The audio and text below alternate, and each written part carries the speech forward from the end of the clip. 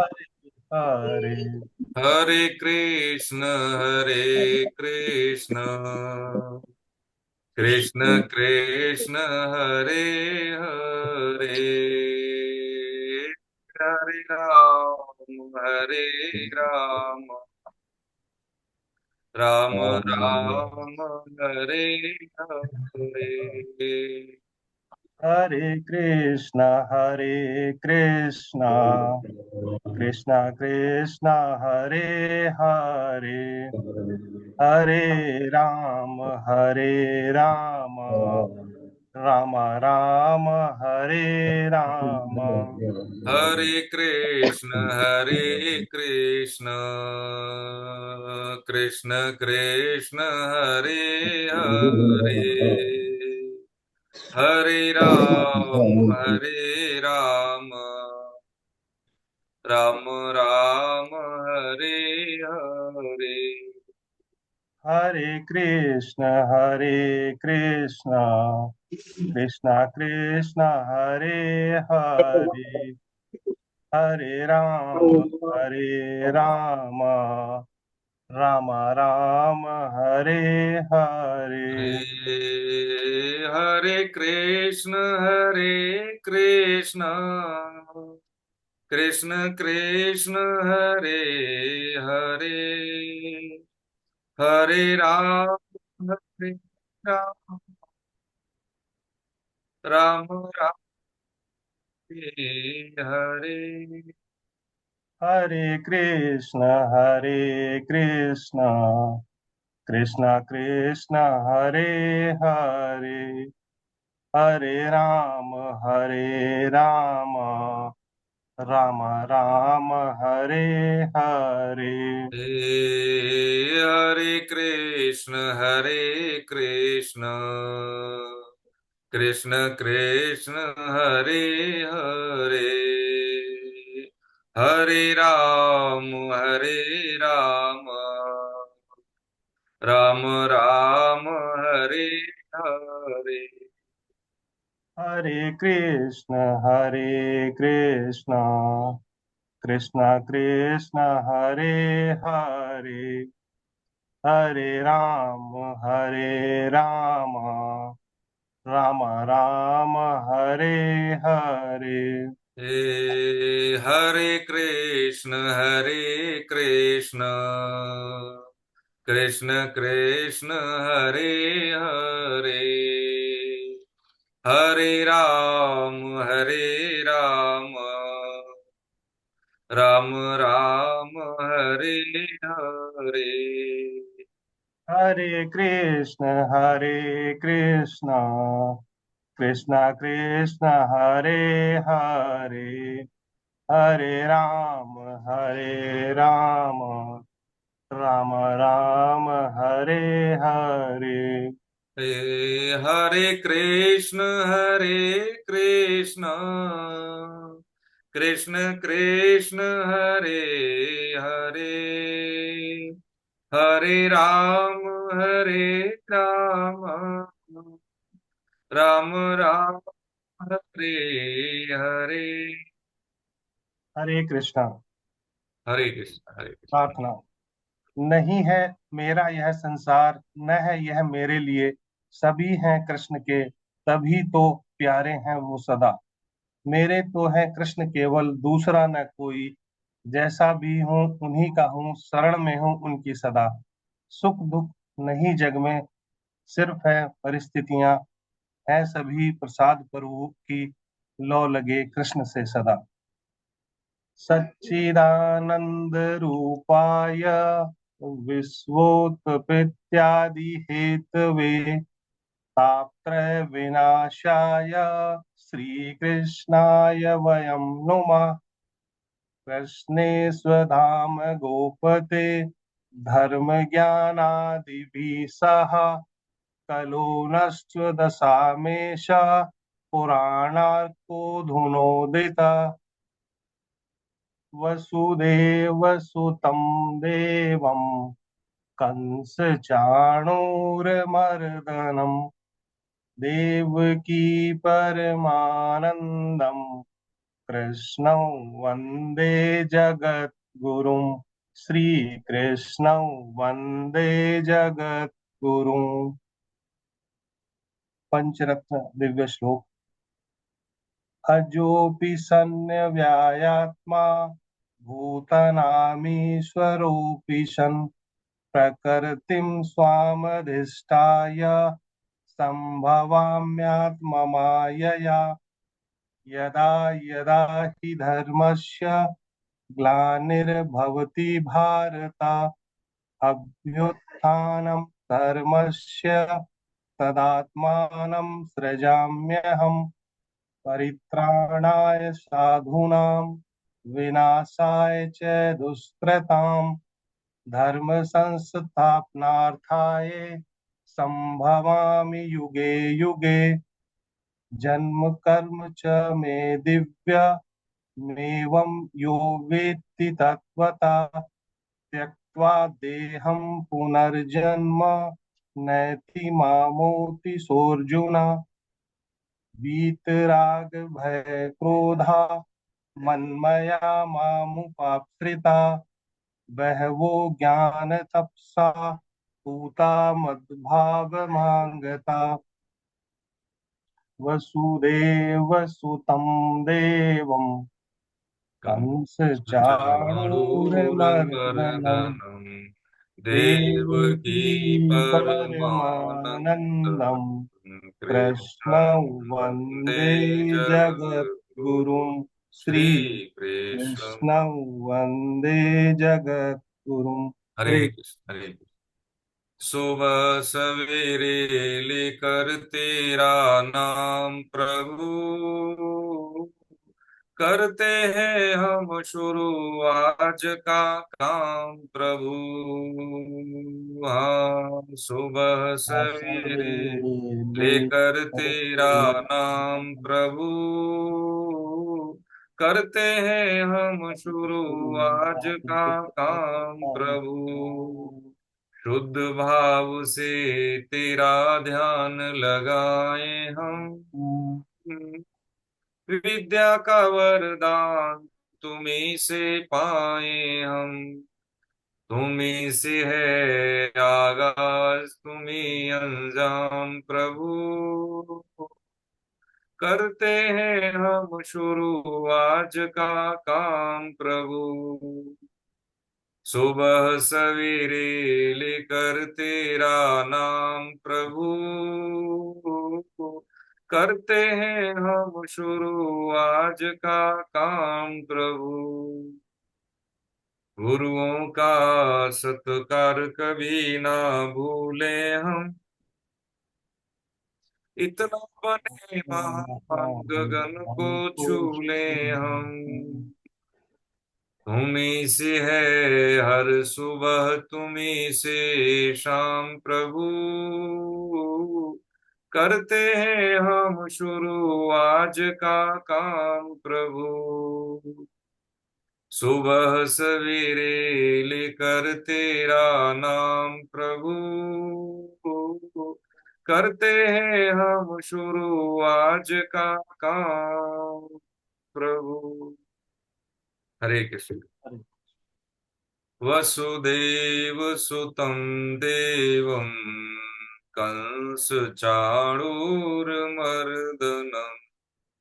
देवकी परमानन्दम् कृष्णं वन्दे जगद्गुरु श्री कृष्णं वन्दे जगत्। हरे कृष्ण। आप सभी वैष्णव जनों के चरणों में दंडवत प्रणाम। हरे कृष्ण। नारायणं नमस्कृत्य नरं चैव नरोत्तमं देवीं सरस्वतीं व्यासं ततो जयमुदीरये।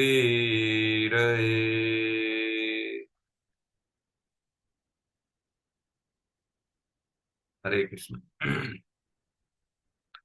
अब तक की गीता यात्रा में हमने कर्मयोग का षटक समझा महात्मा अर्जुन जी के माध्यम से, और कर्म सिद्धांत समझा। कर्म सिद्धांत और कर्म योग की महिमा विशेषकर हमारे लिए ज्यादा जरूरी है। ज्ञान योग भी समझा, क्योंकि भगवान ने जानने की बात की तो इतना तो हम सब जानते भी हैं, लेकिन क्योंकि सब आदत में है, सुबह हो रही है, शाम हो रही है, जिंदगी यूं ही तमाम हो रही है, ढर्रे पे है हमारी जिंदगी, तो हम कुछ चीजें जो घट रही हैं जीवन में और अद्वितीय घटती हैं तो उधर हमारा नोटिस नहीं जाता। जैसे कि अर्जुन, देखिए समझे चीजों को हम, भगवान के सखा हैं, रिश्तेदार हैं, लेकिन फिर भी जीवन के प्रति सत्यता, भगवत बोध उनमें नहीं है। ऐसे ही हम, लगता है कि हमने पद है, प्रतिष्ठा है, जानकारी है, लोग हमें नोटिस करते हैं, हमको प्रबुद्ध समझते हैं, लेकिन प्रायः जीवन जीने की सफलता के लिए जो नोटिस होना चाहिए, जो बोध होना चाहिए, वो प्राय कम होता है। जानते हुए भी, बूझते हुए भी, और गुरु शरणागत होते हुए भी। ये क्या है कि जीवन के प्रति मोह, या कहें कि जीवन के प्रति लालसा, जीवन जीने की एक होता है ना जिंजीविसा, या कहें कि भोगों के प्रति एक प्रतिबद्धता है, ये हमारे अध्यात्म को समझने में बाधा पैदा करती है।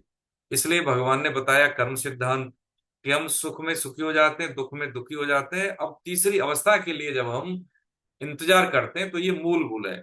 आगे बढ़ने से पहले हम समझ लें, तीसरी कौन सी अवस्था, सब ठीक होगा, ये सब होगा नहीं, यही सोचते और यही इंतजार करते करते क्या खत्म हो जाता है, जीवन खत्म हो जाता है, समय खत्म नहीं होता। हम कहते हैं समय काट रहे हैं, समय हमको काट देता है। तो इसलिए भगवान ने जो प्रश्न है अर्जुन के, वो भी जो उनके प्रश्न नहीं है, उस प्रश्न के अंतर्गत बिटवीन द लाइन्स उनको जो समझाना है वो भी भगवान ने समझाया।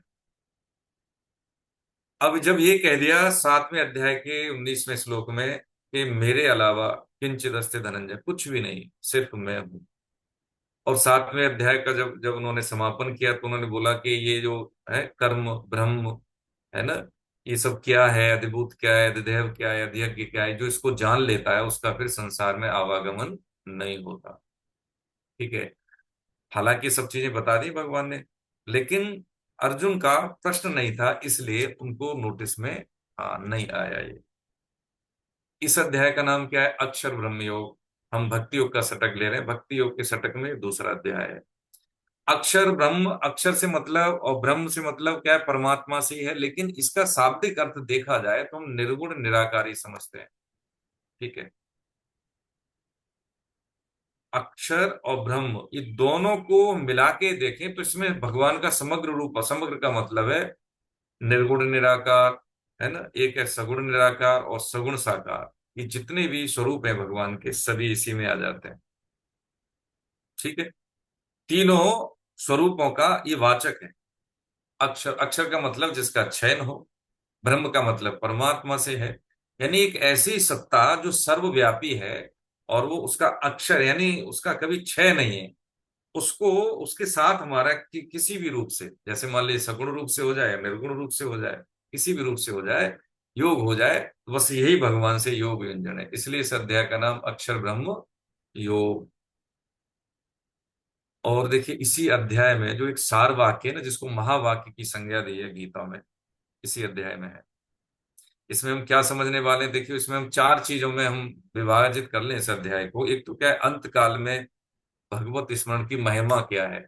तो जो हमने थ्योरी ऑफ कर्म समझा, कर्म सिद्धांत समझा, यहाँ पे कर्म सिद्धांत का क्या होता है कि इसमें एक नियम का उपयोग नहीं होता है, नियम की अनुपालना नहीं होती, यदि स्मरण अंत काल में भी हो गया तो। लेकिन बड़ी मुश्किल है, ये हम समझेंगे। दूसरा है कि सगुण निर्गुण सभी मेरे ही स्वरूप है, ये भगवान बोध कराएंगे। और संपूर्ण ब्रह्मांड की रचना है वो भी बताएंगे। और जीव की गति, दो गतियां बताई, उन दोनों गतियों का वर्णन है इस अध्याय 8 में। ठीक है, अक्षर ब्रह्म योग अध्याय 7 के अंतिम श्लोक में जब भगवान ने बताया तो उसके प्रश्न के जो मूल है ना, जैसे इस टर्मिनोलॉजी का जो व्याख्या है वो समझ नहीं पाए। अधिदैव, अध्यय, अधिभूत है, ब्रह्म क्या, अध्यात्म क्या है कर्म क्या है, ये सब चीजें। तो अर्जुन का यहाँ प्रश्न बनता है अध्याय 8 में, पहला और दूसरा श्लोक में क्या बनता है प्रभु जी, देखिए ये हमारे नाम में लिखे हैं। ओम श्री परमात्मने नमः। श्रीमद् भगवद गीता अथाष्टमोध्याय। अर्जुन उवाच किं तद् ब्रह्म किं ध्यात्मम् किं कर्म पुरुषोत्तम अधिभूतं च किं प्रोक्तम् अधिदैव किमुच्यते। अर्जुन कह रहे हैं आगे, अधियज्ञ कथं कोत्र देहेऽस्मिन् मधुसूदन प्रयाण काले च कथं ज्ञेयोऽसि नियतात्मभिः। अर्जुन का प्रश्न है क्या कि हे पुरुषोत्तम, वह ब्रह्म क्या है, अध्यात्म क्या है, कर्म क्या है, अधिभूत किसको कहा गया है और अधिदैव किसको कहा गया है ना। यहाँ अध्यक्ष कौन है, अध्यक्ष अधिदैव किसको कहा जाता है और अध्यक्ष कौन है और वह इस देह में कैसे है। हे मधुसूदन, वसीभूत अंतरकाल वाले मनुष्य के द्वारा अंत काल में आप कैसे जानने में आते हैं। देखिए 6 प्रश्न है और एक और 7वां प्रश्न है, इसमें 7 प्रश्न है दोनों श्लोक में। तो 6 प्रश्नों का उत्तर तो भगवान अगले 2 श्लोक में दे देंगे, 3 और 4 में। जो 7वां प्रश्न है कौन सा, अंत काल में आप कैसे जानने में आते हैं, ये बड़ा महत्वपूर्ण प्रश्न है और भागवतम में इसकी बहुत बड़ी व्याख्या है।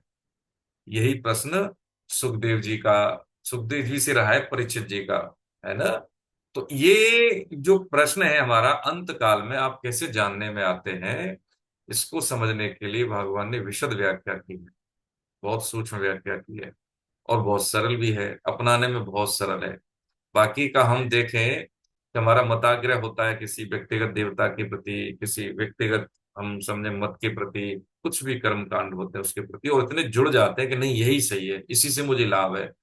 लाभ यानी भोग बुद्धि के कारण हम किसी एक मत में प्राय जुड़ जाते हैं। जबकि साधक जो होता है, विशेषकर गीता का साधक, वो इस तरह से वो सब में क्या देखता है, ईश्वर को ही देखता है, सत्ता एक ही है, अलग अलग रूपों में भास रही है। ठीक है। अब जो दूसरा और तीसरा चौथा श्लोक है, ये किनके, बालकृष्ण जी उनके साथ है ना अटैच। बालकृष्ण साहब बोलेंगे इसको, कौन बोलेंगे, अपने आप को अनम्यूट कर लें कुलदीप साहब। हाँ, इसकी व्याख्या आपने पढ़ी है तो अच्छे से समझाइए। हाँ, बालकृष्ण गुप्ता जी। हरे कृष्ण सर, मैं नहीं बोल पाऊंगा, मैं आज बाहर हूँ, मैं सुन रहा हूँ बस। अच्छा आप ही ठीक करें है, सर। कोई बात ठीक नहीं, है। चलिए। हाँ, तो अब भगवान यहाँ पे देते हैं, हरे भगवान कृष्ण। यहाँ जवाब दे रहे हैं, कोई बात नहीं, छोड़िए। तीसरे और चौथे में श्री भगवान वाच, अक्षरं ब्रह्म परम स्वभावोध्यात्मच्युत स्वभावोध्यात्म मुच्यते। अक्षरं ब्रह्म परम स्वभावोध्यात्म मुच्यते। भूत भावोद्भव करो विसर्ग कर्म संगीत। आगे कहते हैं, अधिभूतं क्षरो भाव पुरुषश्चाधिदैवतम् अधियज्ञोऽहमेवात्र देहे देयभृतां वर। कह रहे कि परम अक्षर ब्रह्म है और परा प्रकृति यानी जीव को अध्यात्म कहते हैं। प्राणियों की सत्ता को प्रकट करने वाला त्याग कर्म कहा जाता है। देखिए इसे 2 श्लोक है ना, इसको जब हम समझ लेंगे तो भगवान का विधान, सृष्टि चक्र और जो आदि जो कर्मों की जो परंपरा है, जीव कर्म कैसे करता है, क्यों करता है, और इस कर्म से विच्छेद का जो एक महात्म्य है वो क्या है, ये सब समझ में आ जाएगा, है ना। सिद्ध महापुरुषों ने, स्वामी जी महाराज ने इसकी बहुत सरल व्याख्या की है, इसमें अब देखेंगे साधक संजीवनी में। आप सभी प्रबुद्ध जन ने पढ़ा भी होगा, आप में से कई लोगों ने, है ना, कई सुधी जनों ने। परम अक्षर ब्रह्म है, परम के साथ जैसे अक्षर लगने से ये परम सत्ता का बोध हो गया, निर्गुण निराकार की बात की भगवान ने इसमें।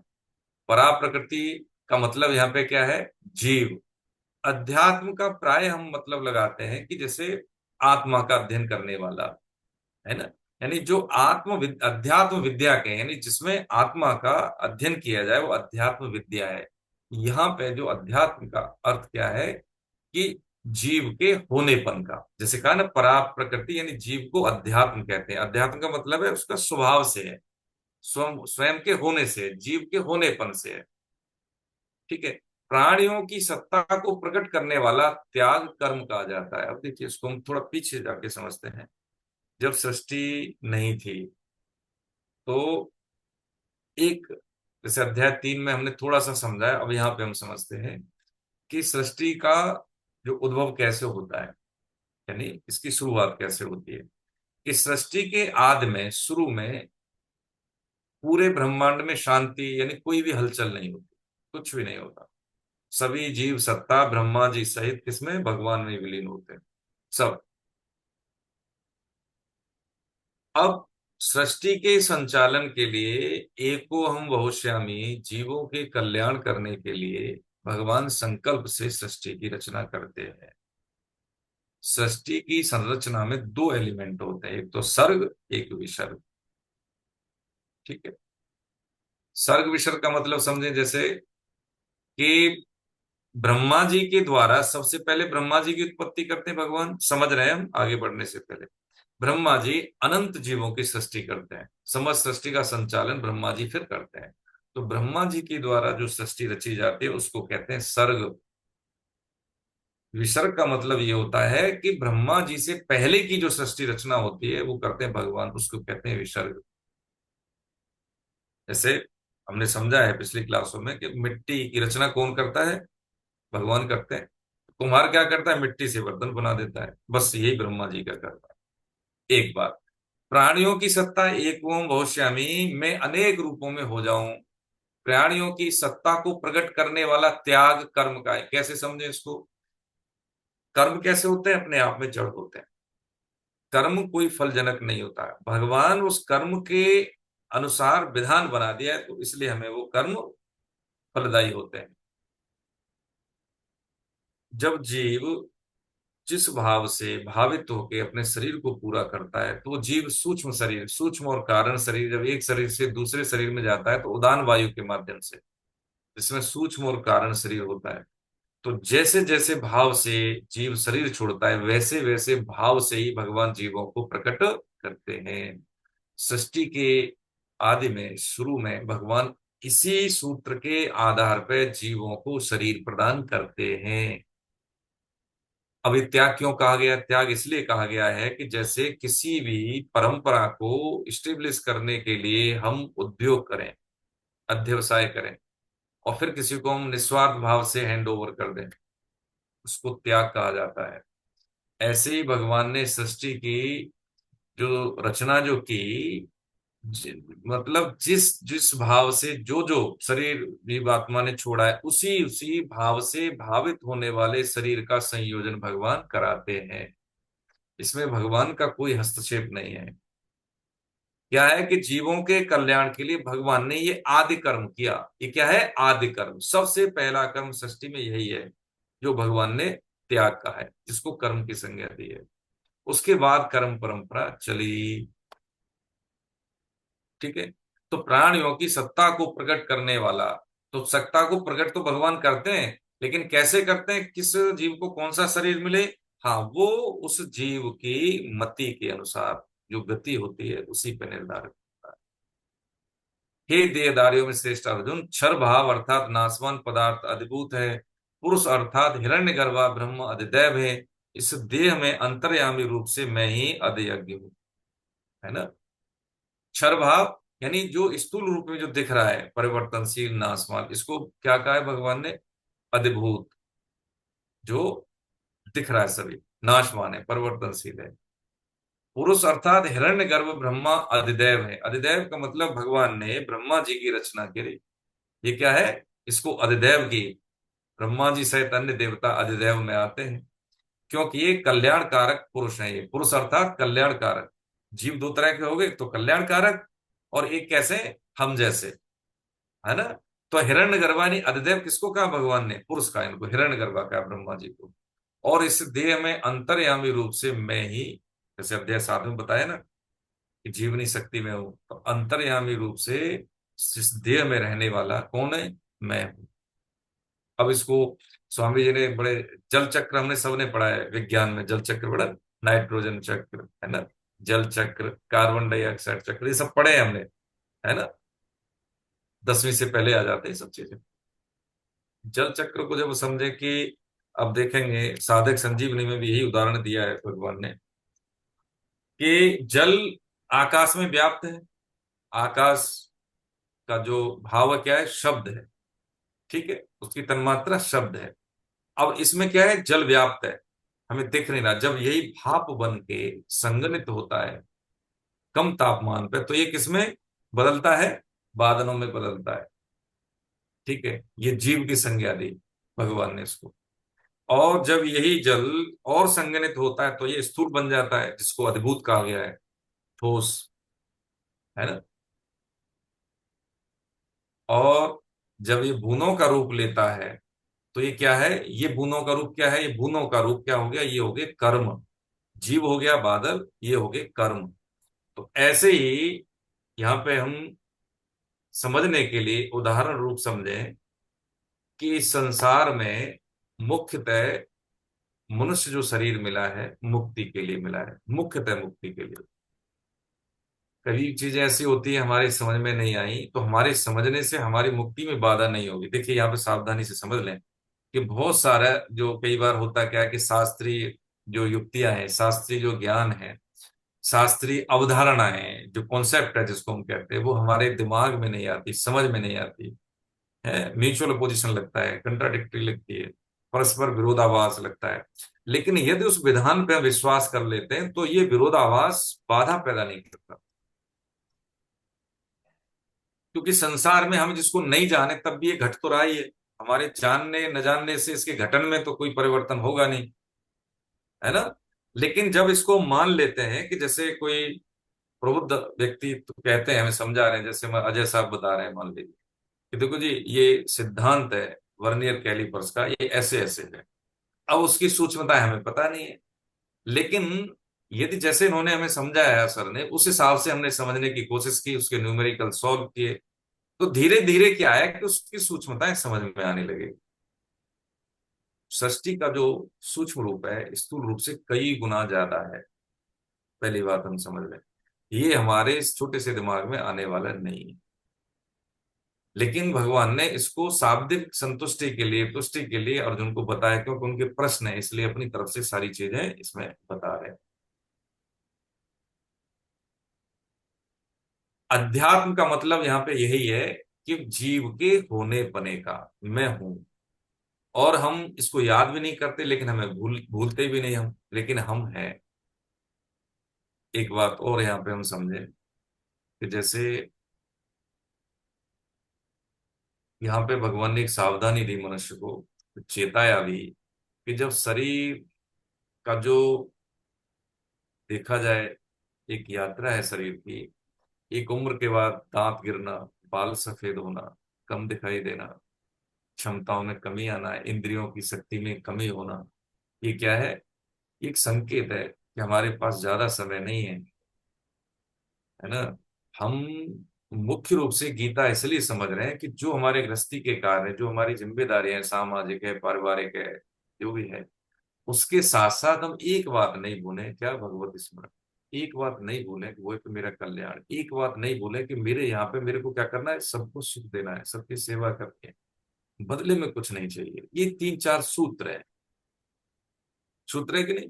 जैसे हम कंपटीशन देने जाते हैं, पर्टिकुलर सब्जेक्ट की क्या थीम है, तो कुछ कुछ चीजें हम नोट कर लेते हैं इन हैंडी, मतलब हाथ में रहे, हम कभी भी भूलें तो उसको देख लिया। ऐसे ही भगवान यहाँ पे चेता रहे अर्जुन को, घोर महाभारत युद्ध में भी तो ये चीज याद रखेगा तो तुझे कोई दोष नहीं लगेगा।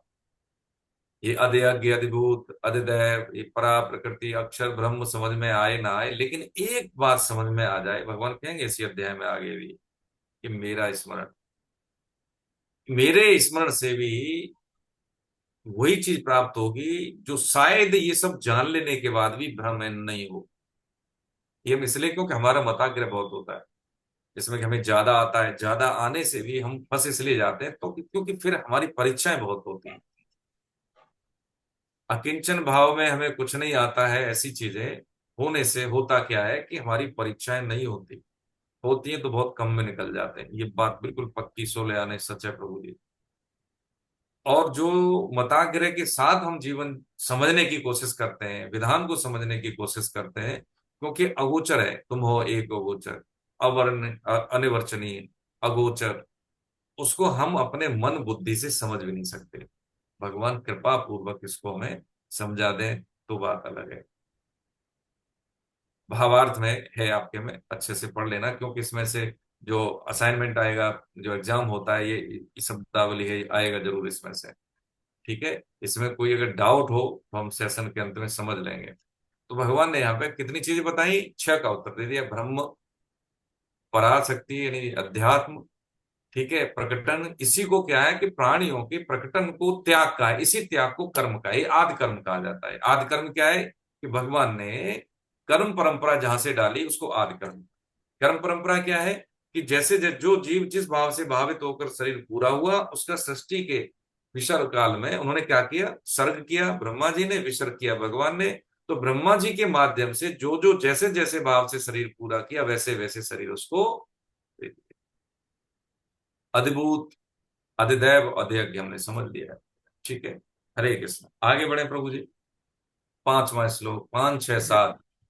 हाँ, 5 6 7। धीरज जी। 5 और 6। अब ये अंतिम प्रश्न है 7वां। 6 प्रश्नों का उत्तर दे दिया भगवान ने, 7वें प्रश्न का उत्तर दे रहे हैं बहुत सावधानी से, है ना। और ये बहुत काम का है, हाँ, इस सब के काम का है। संबंध।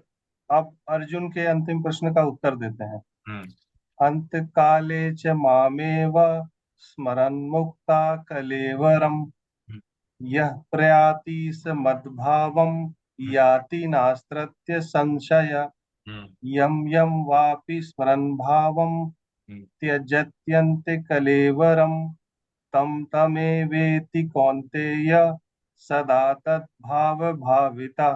हम्म जो मनुष्य अंत काल में भी मेरा स्मरण करते हुए शरीर छोड़कर जाता है, वह मेरे स्वरूप को ही प्राप्त होता है, इसमें संदेह नहीं है।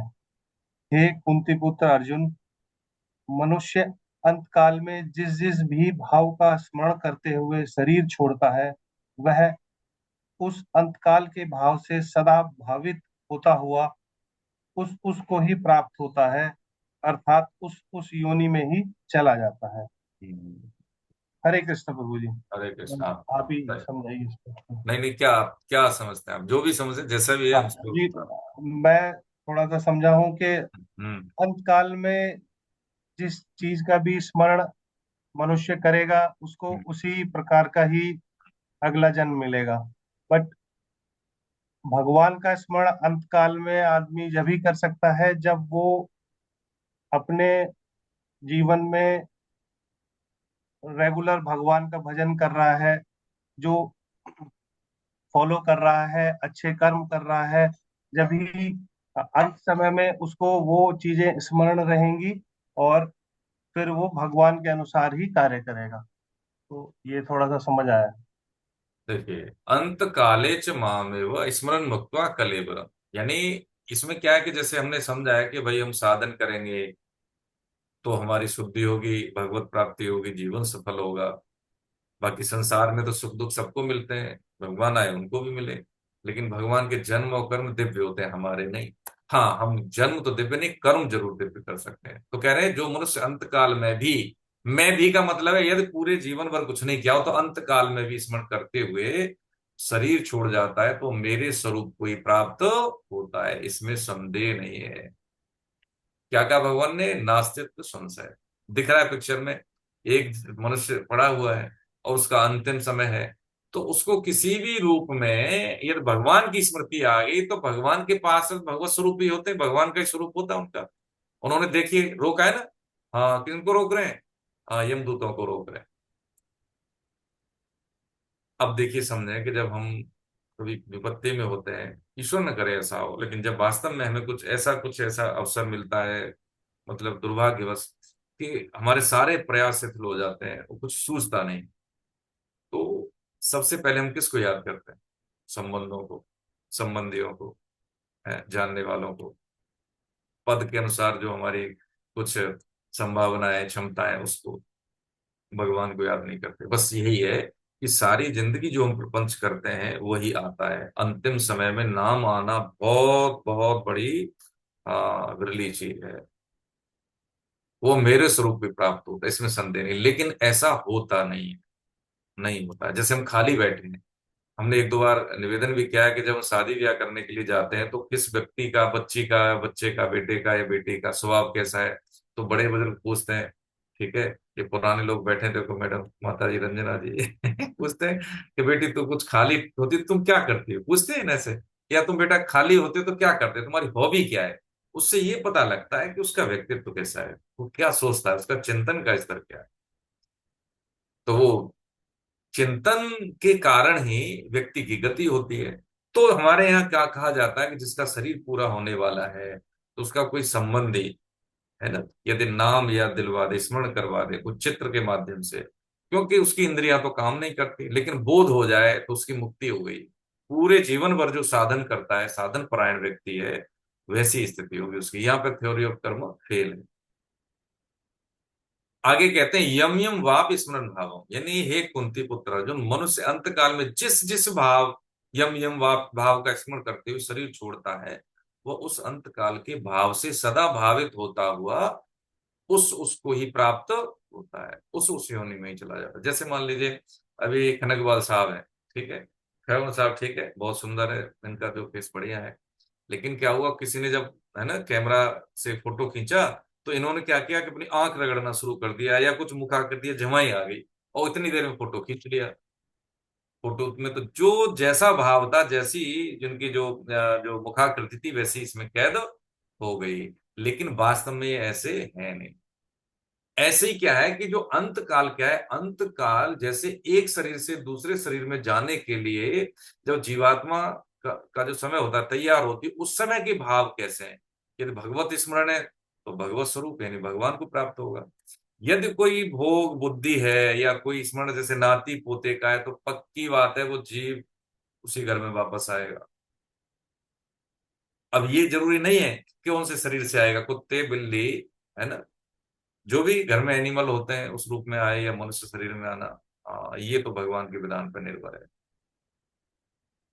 वह उस अंत काल के भाव से सदा भावित हो हुआ उस उसको प्राप्त होगा। भगवत स्मरण है तो भगवान को, ठीक है, अपने जैसे मतलब वंशजों का है, बच्चों का है, तो बस उन्हीं में आ जाएगा, किसी भी रूप में आ जाएगा। ठीक है, भोग बुद्धि का है, धन में, तो भाई वही है, सर्प जैसी वो मिल जाती है योनि, है ना। अब जैसे कि मान लीजिए घर मकान में ज्यादा निष्ठा है व्यक्ति की, है उसमें मुख्यता उसकी रही, अंतिम समय में तो छिपकली, कॉकरोच, जो भी घर में जीव जंतु होते हैं इस तरह के, ये है। तो इसलिए कह रहे हैं, तो अब यहाँ प्रश्न होता है तो भाई क्या करें, मतलब अंतकाल, अब यहाँ प्रश्न यह बनता है कि अंतकाल कौन सा काल, अंतकाल जैसे परीक्षित जी जो महाराज हैं, प्रभु जी परीक्षित महाराज ऐसे भक्त हैं कि देखो जिनको गर्भ काल में भगवान के दर्शन हो गए और उनको सारी चीजें, जो परेशानियां भी मिली, शाप भी मिला, वो भी मुक्ति का कारण बन गया। तो इसमें समझने की बात ये है, भागवतम या ग्रंथों के माध्यम से बार बार हमारी अटेंशन यही होती है कि विपरीत परिस्थिति हमारे शुद्ध होने के लिए है, पहली बात। उसमें यदि हमारा मानसिक संतुलन बना रहे तो वो कल्याणकारी हम अपने हाथ से उसको बना लेते हैं। लेकिन उस मानसिक संतुलन कैसे बना रहे, मस्तिष्क शुद्ध कैसे रहे, इसीलिए साधन करना है, इसीलिए अध्यात्म बहुत जरूरी है, स्वाध्याय बहुत जरूरी है, गीता जैसे ग्रंथ का सहारा बहुत जरूरी है। इन 7 दिनों में ही परीक्षित रूपी जो जीव है ना, इन 7 दिनों में ही उसका मतलब जो अंत होना है। 7 ही दिन तो है हमारे पास। देखिए हम सबके पास 7 दिन है, इन्हीं 7 दिनों में, दिन में रात में किसी भी अवस्था में होना है इन्हीं 7 दिनों में। तो कौन सा अंतिम समय है भाई, सब समय अंतिम समय है। हमें किसी को नहीं पता है कि हमारे पास कितना समय है, लेकिन जितना भी समय है, 1 घड़ी 2 घड़ी जो भी समय है, उसका हम सदुपयोग करके अपना कल्याण सुनिश्चित कर सकते हैं। इस भाव से पक्की बात मान के चले, श्योर श्योर। तो भगवान कह रहे हैं क्या करें, तो कह रहे हैं तस्मात् सर्वेषु कालेषु मामनुस्मरयुध्य च। और क्या कहते हैं, तस्मात् सर्वेषु, सभी समय, इसलिए कौन सा, किस लिए चेक पॉइंट है, तू सब समय मेरा स्मरण कर, हाँ स्मरण कर। अच्छा स्मरण तो हम कुछ न कुछ करते हैं, तो फालतू का हटा दे इसी को। जहां जहां बुद्धि जाए, वहां वहां मन जाए, वहीं वहीं हम क्या करें, भगवान के दर्शन करें। कष्ट आ रहे हैं, देखो ये भगवान हमारे कोई पूर्व पापों का, हाँ, इनकी बुद्धि में बैठ के हमें प्रतिकूल व्यवहार दिलवा रहे हैं, जय हो प्रभु, कम में निपटा रहे हैं। वहां के शरीर पूरा होने के बाद के जो भी हमें निकृष्ट कर्मों का भोग मिलता है ना, बहुत लंबे समय तक मिलता है और बहुत ज्यादा कष्टकारी होता है। मनुष्य शरीर की आयु कम है, इसलिए कम समय में हम भोग भोग के निकल जाते हैं, समझे इस चीज को। जो कष्ट हमें यहाँ मिलते हैं, इसलिए जो चतुर सयाना साधक उसको बोध हो जाता है, वो क्या करता है, अपनी कमियां पूरी तरह सबके सामने स्वीकार कर लेता है। इससे क्या होता है कि जो पापों का क्षरण बहुत जल्दी हो जाता है। संत महात्मा यही करते हैं। प्राय हमारी बुद्धि क्या होती है, अरे निकृष्टता है, कर भी रहे हैं, लेकिन किसी को पता न लगे, बस यही सबसे बड़ी ग्रंथि है, सबसे बड़ा, बहुत बहुत बहुत संचित कर्मों का पहाड़ है ये, बहुत बड़ा पहाड़ है ये, समझे।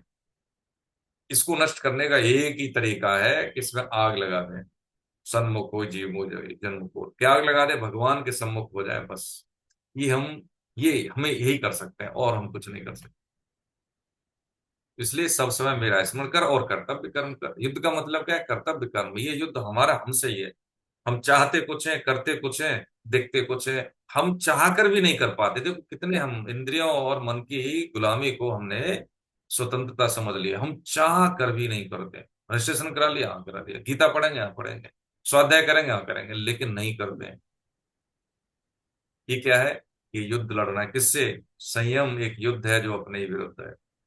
हाँ ये, अब युद्ध कर मुझ में, कैसे युद्ध कर, मयि अर्पित मनोबुद्धिर मामे वैश्य संशयम। कैसे, मुझ में मन और बुद्धि को अर्पित करके, मन और बुद्धि, जैसा भगवान ने कहा है, जैसा अर्जुन के माध्यम से सुना है, जैसा सिद्धों का वचन है, ग्रंथों का वचन है, जो हमारे पूर्वज हैं कहते आए हैं, उनकी रहनी करनी है, वैसे तू निसंदेह मुझे ही प्राप्त होगा। इसमें देखो भगवान ने क्या घोषणा की है, तस्मात् सर्वेश कालेषु माम अनुस्मरेत्।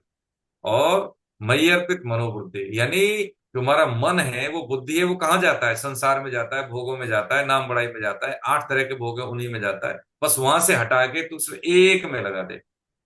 किसमें लगा दे, मुझ में लगा दे। अब माता पिता कौन है, भगवान का एक रूप है भाई, ठीक है। भगवान ने क्या कहा है, किंचित अस्ति, मेरे अलावा कुछ नहीं है। तो जो विरोधी हैं, शत्रु हैं, है क्या है, वो हमें हमारे भोगों का भोग भुगवाने के लिए प्रतिकूल परिस्थितियां देते हैं। इसलिए कबीरदास जी कहते हैं, निंदक नेरे राखिए आंगन कुटी छवाए। बहुत कम समय में, बहुत कम सीवियरिटी में हमारे पापों का भोग होता है। नाम से ही बहुत से ऐसे पाप हैं जो नष्ट हो जाते हैं, लेकिन जो सीवियर, तीव्र जो प्रारब्ध है, उसके लिए भोगना अवश्यंभावी है। लेकिन उसकी सीवियरिटी, उसकी तीव्रता समाप्त हो जाती है, कष्ट नहीं होता। आप देख लेना, सिद्ध महापुरुष, आपने सबने इतना अनुभव है सबका। और हम भी देखते हैं बहुत, कभी कभी जो साधन परायण व्यक्ति है, उसका मान लीजिए कुछ छोटा मोटा नुकसान हुआ, तो पक्की बात है तो उसकी एवज में कितना बड़ा नुकसान होने की संभावना थी, जो छोटे से में ही निपट गया। तो ये भगवान का ये महावाक्य कहा जाता है, तस्मात् सर्वेश कालेषु मां मनुस्मरेत च। यदि पूरी गीता में से किसी कर्मयोगी को एक श्लोक उठाना है प्रभु जी, तो देखिए ये है, तस्मात् सर्वेश कालेषु मां मनुस्मरेत च, मयि अर्पित मनोबुद्धि मां मे वैश्य।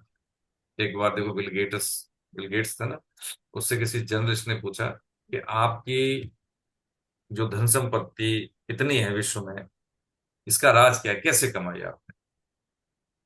तो उसने इस प्रश्न के उत्तर में प्रति प्रश्न कर दिया कि देखो ये चेक बुक है मेरी, इसको भर लो, जितना चाहो भर लो। उसने, क्या बात कर रहे हैं महाराज, हम चेक बुक क्यों भरेंगे, नहीं नहीं, मैं मजाक नहीं कर रहा हूँ, आप जितना धन चाहो इसको भर लो। और सत्य घटना है ये जो मैं अभी आपको निवेदन कर रहा हूँ, ये सत्य घटना है। तो उन्होंने कहा, नहीं नहीं, मैं मजाक नहीं कर रहा हूँ, ये कोई सीरियस बात है, आप जितना चाहो धन भर लो इसमें।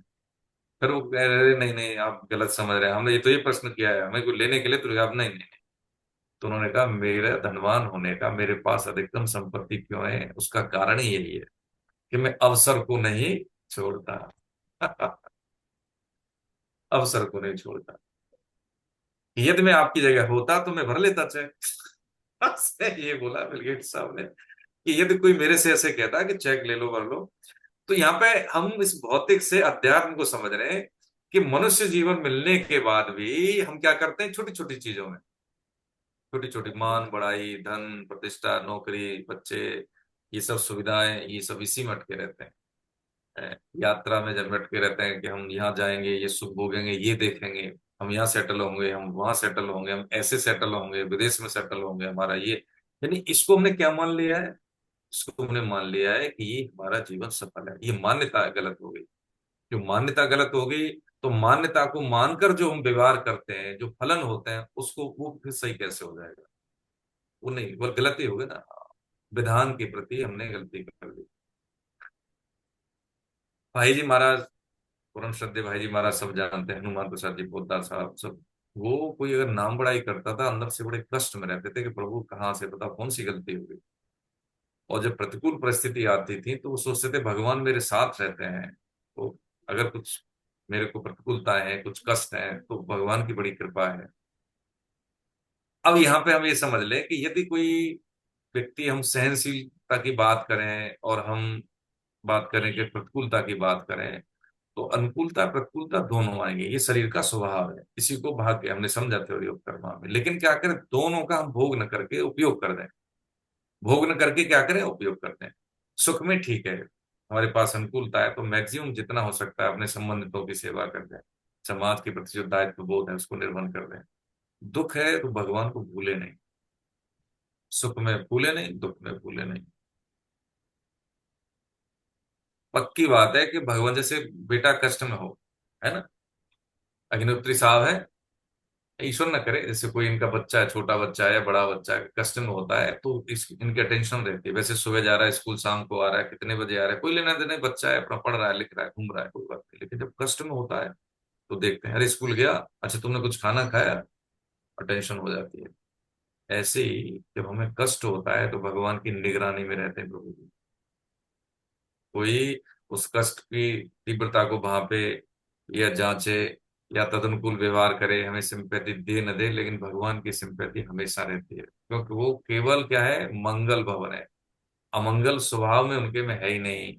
उनके विधान में क्या है, मंगल है, हमेशा मंगल है। तो ये विधान हम समझ नहीं पाएंगे।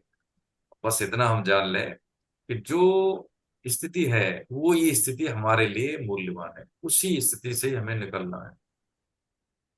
हमारा पति अनुकूल है प्रतिकूल है, हमारी पत्नी अनुकूल है प्रतिकूल है, हमें धन की कमी है, हमारे बहुत कष्ट है, हमें शारीरिक कष्ट है, देखो कोई दिक्कत नहीं, इसी से निकलेंगे, हारे नहीं। तदनुकूल व्यवहार करें, परिस्थितियों को चुनौती के रूप में लेके हम उसको फेस करें, हारे नहीं, बैठे नहीं, इससे कुछ नहीं होगा, है ना। जब तक हमारा पुरुषार्थ नहीं लगेगा तब तक भगवान की कृपा भी घटित नहीं होगी। हाँ, एक बात हम जरूर ये समझ लें कि स्मरण बहुत बड़ी चीज है। भगवान ने क्या क्या है, माँ मनुस्मर, माँ मनुष्य मेरा स्मरण का, यानी स्मरण है हमारा भगवान का काम है, संसार का तो हुआ भजन, ठीक। स्मरण है मान लो संसार का, चाहे हम देखने में करें पूजा भगवान की, लेकिन वो क्या है फिर वो संसार ही है, वो भजन नहीं। इतनी सी बात समझने की। हरे कृष्ण प्रभु जी, आगे बढ़े। हाँ जी महेश जी। 8 9 10। हाँ जी। 8वां श्लोक है। हाँ, पढ़िए, अनम्यूट कर लीजिए अपने आप। हाँ जी महेश जी। अब महेश जी, अरे म्यूट थे, अभी हम म्यूट हो गए। एक मिनट, दोबारा से करिए। एक मिनट।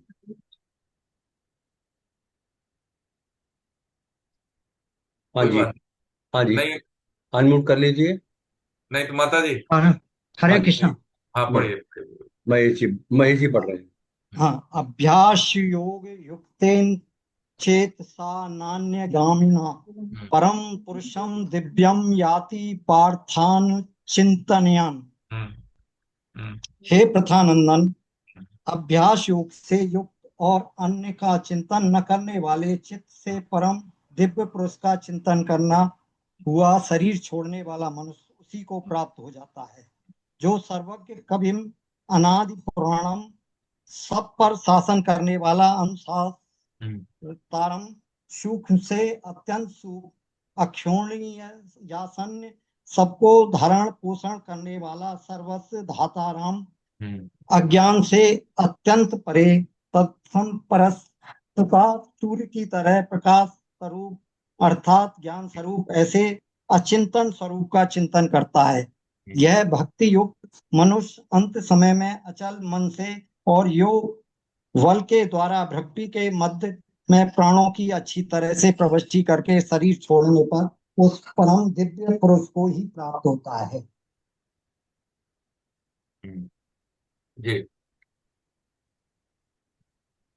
ठीक। हाँ माता जी, हाँ शशि माता जी अपने आप को अनम्यूट कर ले। अनम्यूट कर लें। हाँ हाँ जी। हरे कृष्ण। हरे कृष्ण, आठ प्रणाम। नौ दस में मेरा नंबर था। हाँ कोई बात नहीं, आप पढ़िए। कौन सा पढ़ूं? पूरा ही 8 9 10 ठीक। एक्सप्लेन कर रही है। हरे कृष्ण। हाँ, हेलो। अभ्यास योग युक्तेन चेतसनानगामिना परमं पुरुषं दिव्यं यार्थी पार्थानुचिन्तयन्। इसका अर्थ पढ़ लूं। हे पार्थ, यह नियम है कि परमेश्वर के ध्यान के अभ्यास रूप योग से युक्त दूसरी ओर ने जाने वाले चित्त से निरंतर चिंतन करता हुआ मनुष्य परम प्रकाश रूप दिव्य पुरुष को अर्थात परमेश्वर को ही प्राप्त होता है। अब इसमें भगवान ने बताया है कि अभ्यास योग के द्वारा, अभ्यास मतलब संसार से मन को हटा करके भगवान में बार बार लगाना। ये तो हो गई हमारा अभ्यास। तो अभ्यास तो हमारा संसार में भी हो जाता है। किसी भी काम को हम करते हैं तो बार बार करते हैं, प्रैक्टिस करते हैं, तो उस काम में हमको सफलता मिल जाती है। पर वही अभ्यास जब हम भगवान में लगा करके करते हैं तो फिर हमको भगवान की भी और हमारा अनुराग हो जाता है। कैसे? योग के द्वारा। योग मतलब समता में रह करके, है ना, समता में रह के। कि ये भगवान ने कहा समता में कैसे? सिद्धि असिद्धि में हम विचलित नहीं हो। तो ये भगवान ने दूसरे अध्याय में भी पहले बताया भगवान ने, है ना। सुखे दुखे समी सुखे सुखे दुखे समी कृत्वा लाभा लाभौ जया जय। कि अर्जुन तू सुख में दुख में लाभ में हानि में जय में और विजय में तू ऊपर नीचे मत हो, सिद्धि और असिद्धि में तू सम रहे। ये भगवान ने दूसरे अध्याय में पहले बताया। सिद्धे सिद्धियों समो कृत्वा समतम योग उच्यते 2:48 में और 2:38 में ये भगवान ने पहले बताया। तो सब में जब हम सब में रहेंगे तो हमारा भगवान में मन लगेगा। सब में नहीं रहेंगे तो हमारा मन संसार में ही जाएगा। इस तरह से सब में रह करके हम परमात्मा की और अपने मन को लगाएं। तो मन को अपन ने 6ठे अध्याय में ही पढ़ा था कि मन में हमारे जब ये आ जाती है तो फिर हम मन को कहाँ से हटाना है, कहाँ लगाना है, ये हमारे में क्षमता आ जाती है।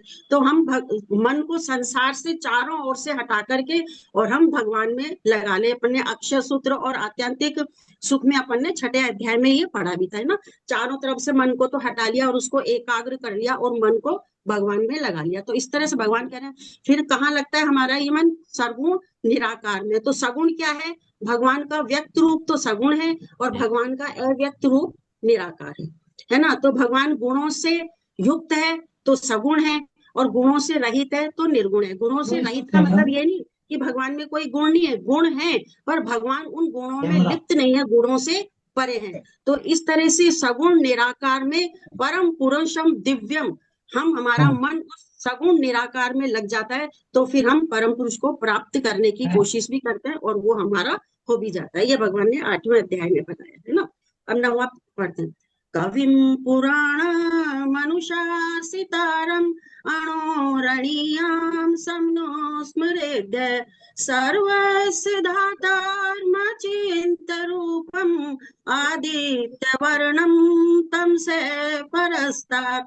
इसमें भगवान कह रहे हैं जो पुरुष सर्वज्ञ है, अनादि है, सबके नियंता है, सूक्ष्म से भी अति सूक्ष्म है, सबके धारण पोषण करने वाले हैं, अचिंत्य स्वरूप से सूर्य के सदृश नित्य चेतन प्रकाश रूप है और अविद्या से अति परे है, शुद्ध सच्चिदानंद घन परमेश्वर का स्मरण करता है। जब भगवान में मन लग जाता है तो ये भगवान के सारे गुणों का इसमें वर्णन बताया। तो भगवान इसमें कवि दिया है, कवि मतलब सूक्ष्म से सूक्ष्म, तो भगवान परमाणु से भी ज्यादा सूक्ष्म है। तो ये भगवान का निराकार रूप हो गया। जैसे अपन बारिश में पानी हमको आकाश में दिखता नहीं है, और जब वो भाप परमाणु रूप में रहता है और जब वो संगठित हो जाता है तो बारिश के रूप में बरसता है, तो हमको दिख जाता है।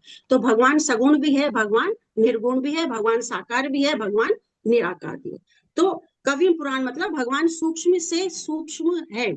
तो देखिए इसमें अपन लौकिक दृष्टि में भी अपन कई बार बोलते हैं, जहां ना पहुंचे रवि वहां पहुंचे कवि। तो इससे मतलब क्या हुआ, कवि की जो सोच है, कवि की जो कल्पनाएं हैं, वो इतनी सूक्ष्म है, जहां सूर्य का प्रकाश भी नहीं पहुंच पाता वहां भी कवि पहुंच पाता है। ये तो हमारी लौकिक दृष्टि है। तो अलौकिक बताइए, भगवान तो कितने सूक्ष्म है, जहां कवि भी नहीं पहुंचता वहां भगवान पहुंच जाते हैं। तो भगवान सूक्ष्म से सूक्ष्म है और भगवान सर्वज्ञ है, इसमें यही बताया। सर्वज्ञ मतलब भगवान हर जगह है, कोई जगह ऐसी नहीं है कि जहां भगवान नहीं हो। मतलब इतने सूक्ष्म है कि भगवान हर जगह है, हम उनका ध्यान करें तो भगवान हमको हर जगह नजर आते हैं। जैसे गोपियां कहती थी कि मैं तो जहां देखती हूँ वहां मेरे को शाम ही शाम नजर आती है, शाम के अलावा मेरे को कुछ जित देखूं उत उति शाम सखीरी, कि मतलब मेरे को तो कृष्ण ही नजर आते हैं हर जगह। मतलब कोई जगह ऐसी खाली नहीं है कि जहाँ भगवान नहीं हो। फिर भगवान कह रहे हैं और मतलब बता रहे हैं यहाँ पे, अनुशासितारम। अनुशासितारम मतलब भगवान अनुशासन करने वाले हैं। अनुशासन कैसे करते हैं, हम हमारे स्वभाव और संस्कार के अनुसार अपने कर्म करते हैं, है ना। अच्छे बुरे दोनों तरह के कर्म करते हैं, तो अच्छे बुरे दोनों कर्मों का भगवान पाप और पुण्य दे करके हमको अनुकूल और प्रतिकूल परिस्थितियां देते हैं। तो इस तरह से भगवान हमको अनुशासित करते हैं। तो भगवान अनुशासन करने वाले भी हैं और भगवान सर्वस्व भी है, और भगवान सृष्टि बनाने वाली है, क्योंकि सृष्टि के नियम कानून भगवान भगवान ने ही बनाए हैं। तो विधान के अनुसार हमको पाप पुण्य का प्रतिकूल अनुकूल परिस्थितियां भेज करके इस तरह भगवान संसार का नियंत्रण और संचालन करते हैं। और ये भगवान ने तीसरे अध्याय में कहा भी है कि सृष्टि की रचना मैं करता हूँ, परंतु मैं उसमें लिप्त नहीं हूँ, और मैं सक्रिय होकर के सारे काम करता हूँ। अगर मैं सतर्कता पूर्वक नहीं करूं तो ये सृष्टि नष्ट भ्रष्ट हो जाए। भगवान ने तीसरे अध्याय में ये बताया भी था। तो उसी को यहाँ भगवान कह रहे हैं कि मैं अनुशासित हूँ। तो सारे अखंड ब्रह्मांड के संचालक और नियंत्रण कौन है, भगवान ही है। वो ही सब जगह हमको तो भगवान की नजर में हम हमेशा रहते हैं। सीसीटीवी कैमरे तो अब लगे हैं यहाँ पर संसार में, अब कोई 10-5 सालों से, पर भगवान का कैमरा तो कब से है, जब से भगवान है, जब से भगवान का कैमरा है। तो हम भगवान के कैमरे की दृष्टि में रहते हैं और उसी से भगवान हमको अनुशासित और नियंत्रित करते हैं। ये भगवान इसमें बता रहे हैं। और सबके आधार है, सर्वस्य दातार, है ना। सर्वस्य दातार माँ चिंतन रूपम, सबके आधार है, सबको आश्रित देने वाले हैं। हम संसार का आश्रय लेते हैं, संसार का आश्रय झूठा और कच्चा है। स्वामी जी अपने हर प्रवचन में ये बात बताते हैं कि हम संसार का जो आश्रय लेते हैं कि मेरे को इससे मदद मिल जाएगी, इससे मेरा काम हो जाएगा, ये सब झूठा और कच्चा है। भगवान का आश्रय पक्का है। तो भगवान सबके आधार है और सबके चिंतन रूप है। तो भगवान ने देखिए आगे अपन पढ़ेंगे 9वें अध्याय में भगवान ने कहा भी है ना, ये भगवान ने कहा ये सृष्टि मेरी अध्यक्षता में काम करती है। 9वें अध्याय में भगवान ने बोला भी है ना, मय्याध्यक्षेण प्रकृति सूयते से चराचरम, है ना।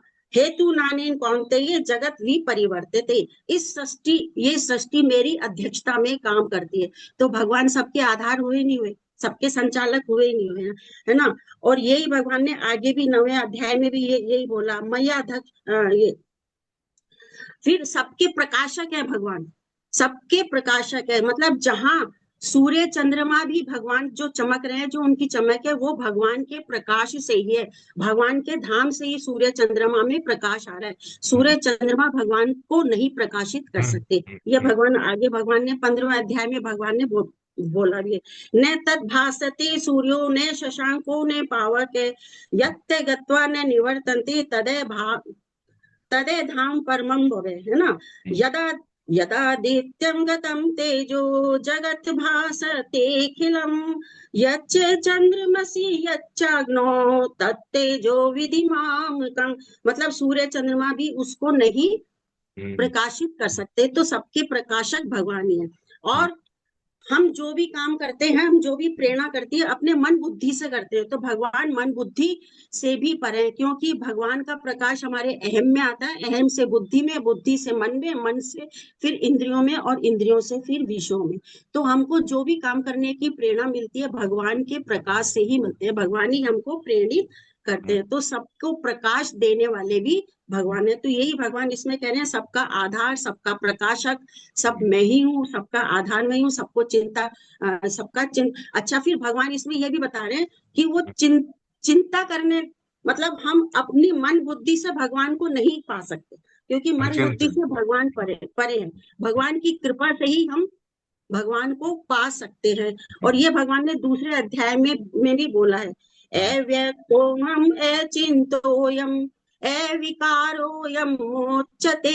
भगवान ने दूसरे अध्याय के 24वें 25वें श्लोक में भगवान ने बताया भी है ना। और एक दूसरा श्लोक और भगवान ने में बोला है, भगवान अचल है और सब गत है और सब जगह है और नित्य है। ये भगवान ने दूसरे अध्याय के 24वें श्लोक में बोला भी, नित्य सर्वगत स्थानो चलो अचलो यम सनातनम। भगवान हमेशा से है, अचल है, सत्य है, सनातन है और सब जगह है। और जब से सृष्टि है, मतलब उसके पहले से ही भगवान है। सृष्टि नहीं थी तब भी भगवान है, और सृष्टि नहीं रहेगी तब भी भगवान है। शेष जो बचेगा वो भी भगवान है। इस तरह से भगवान ने यह बताया कि निर्गुण निराकार और सगुण साकार। तो जो भगवान का व्यक्त रूप है वो सगुण है, और जो अव्यक्त रूप है वो भगवान का निर्गुण है, निराकार है। तो इस अध्याय में भगवान के सगुण निराकार की का वर्णन किया गया है। तो जैसी हमारी उपासना होती है उसी रूप में भगवान हमको बता देते हैं। तो जैसी हमारी दृष्टि होती है उसी प्रकार से हम भगवान की उपासना करते हैं, तो भगवान हमको उसी रूप में हमको व्यक्त हो जाते हैं। हरे कृष्ण। बहुत बढ़िया। देखिए इसमें माता जी ने बताया बहुत सही। मेन बात समझने की है कि गति ही ब्रह्मांड की स्थिरता है ना। गति ब्रह्मांड की स्थिरता का मतलब क्या समझे कि भगवान ने जो गति दी यही भगवान का आदि कार्य हुआ, यानी जो आदि कर्म हुआ जिसमें। अब यहाँ पे एक चीज और बता रहे 10वें श्लोक में, प्रयाण काले, है ना, मनसा सॉरी सर, लग्ना। 10वां श्लोक रह गया हाँ, ये। कोई बात नहीं। वह भक्ति युक्त मनुष्य अंत समय में अचल मन से और योग बल के द्वारा, इसमें क्या है, इसमें ये बता रहे हैं भगवान कि ध्यान योग के माध्यम से, है ना, योग बल के द्वारा भ्रुकुटी के मध्य में, आईब्रो के बीच में जब हम ध्यान लगाते हैं, ठीक है, बंद आंखों से देखें या खुली आंखों से, जैसे होता है ना, तो मतलब एकदम पलक हमारे बंद भी ना हो और पूरे खुले ना हो, तो उस स्थिति में जब हम देखते हैं तो प्राणों को अच्छी तरह से प्रविष्ट करके शरीर छोड़ने पर उस परम दिव्य पुरुष को ही प्राप्त होता है। देखिए एक प्रक्रिया है, जैसे हमने इसमें एक बार अध्याय 4 में भी, 6 में भी इसमें लिया है, समझा है कि जो शरीर के जो शक्ति केंद्र है 7 माने जाते हैं। क्रम है इसका, मूलाधार, स्वादिष्टान, मणिपुर, ठीक है, और इसमें क्या है, अनाहृत, विशुद्धि चक्र और आज्ञा चक्र, देन सहस्त्र चक्र। तो जब हमारी नाड़ियां शुद्ध होती हैं, नाड़ी शोधन जब हम कर लेते हैं, उसके बाद में जब प्राणों का प्रवाह इड़ा पिंगला के माध्यम से न होकर सुषुम्ना नाड़ी के माध्यम से शक्ति केंद्रों को भेदते हुए होता है, तो ऐसा साधक अपने प्राणों की गति को ऊर्ध्व कर लेता है। अभी हमारे प्राणों की गति कैसी है, अधो है, ऊर्ध्व नहीं है। कि जो व्यक्ति, जब पहचान कैसे करें, देखिए पहचान ऐसे कि कभी कोई भी जो मनुष्य मतलब जो भी है, स्त्री शरीर है, पुरुष शरीर है, केवल वासनाओं का ही चिंतन करता है, उसकी ऊर्जा, जैविक ऊर्जा, वो कैसी है, मूलाधार में ही है। थोड़ा सा उसको ऐसे लगे ना, स्वादिष्टान, उसको थोड़ा सा साहित्य में, सत्संग में हल्की सी रुचि आने लगी, स्पून आने लगी, वो स्वादिष्टान में है, वहां तक की उसकी यात्रा है। करने का वेग है ज्यादा, सारे दिन बहुत ज्यादा हम करें, भगवान का नाम ले तब भी कुछ घर्षण हो शरीर के माध्यम से, तो लगता है कि हम पूजा भजन कर रहे हैं, कुछ अच्छा कर रहे हैं।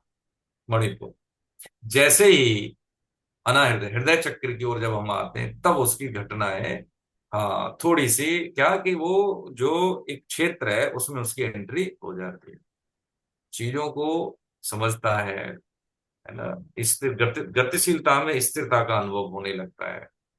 ऐसी स्थिति के लिए बहुत प्रयास चाहिए, हमारा खान पान शुद्ध होना, चित्त शुद्ध होना, है ना, कुसंग से बचना, क्या करना है क्या नहीं करना उसमें स्पष्टता होना। तो ये क्या है कि इस साधन को स्वामी जी ने बताया है कर्ण सापेक्ष शैली। ये बड़ी कठिन है, ठीक है। इसके द्वारा हमें अपनी इंद्रियों का, ज्ञानेंद्रिय कर्मेंद्रियों का सहारा लेना पड़ता है, तब जाके संबंध विच्छेद होता है संसार से। एक क्या है, कर्म निरपेक्ष शैली, यानी विवेक पूर्वक आचरण करने से संसार से संबंध विच्छेद कर लेना, ये बड़ा सरल है। तो जब इस तरह से ऊर्ध्वगामी प्राण करके जब मनुष्य अपना जो है ना 10वें द्वार जिसको बोलते हैं, यहां से एग्जिट करता है, तो उसकी सदगति होती है। ये हमारे देखे दाही संस्कार में होता है ना कि कपाल में वो एक जो है डंडा मारने की, छुआने की परंपरा है, वो इसी का मतलब है कि संबंधित जीव ने यहां से प्राणों की निष्कासित किया है, यहां से प्राणों का निकास हुआ, जबकि ये गति तो पहले हो चुकी है। ये एक परंपरा है ना। ये बड़ा कठिन है, लेकिन कर्मयोगी साधक भगवान के आश्रय में है, जो मन, हमने समझा ना अभी पीछे श्लोक में 7वें में, कि मन और बुद्धि, जहां जहां मन और बुद्धि जाए वहां वहां भगवान का आश्रय, उनका चिंतन करे, तो धीरे धीरे धीरे धीरे अभ्यास युक्त योगेन, जो भगवान ने कहा है ना, बस ये अभ्यास से ही है ना। करत करत अभ्यास जड़ पर तो है ना, कसरी आवत जात है शिल पर पड़त निशान। ये हमारी प्रवृत्ति अभ्यास की है। माला करने का मतलब क्या है, माला करने का मतलब यही है कि हमारा जो चिंतन है, जैसे जैसे बार बार कानों से हम सुनते हैं अपने ही वाक्यों को, तो धीरे धीरे वो अंतःकरण में जाते हैं। हाँ, इसलिए माला है, उद्देश्य लिखना, ये सारी चीजें क्या है, सारी चीजें क्या है, हमें उद्देश्य परक बनाने में, प्राय हमारी ऊर्जा, हमारा समय, हमारे संसाधन बिखरे हुए रूप में हम उनका उपयोग करते हैं, हमारे उद्देश्य प्राप्ति में वो सहयोग नहीं देते हैं। तो इन माध्यमों से, जैसे गीता का प्रचार है ना, स्वाध्याय है, उद्देश्य लिखना है, और ये नाम का है, नाम, भगवान नाम जब, ये हमारे व्यक्तित्व को, हमारे क्रियाओं को एक क्या लक्ष्य परक बनाते हैं। और एक एक दिन को, जैसे होता है ना, देखिए एक सिद्ध महापुरुष का वचन है, याद आ रहा है तो आपके चरणों में निवेदन करें।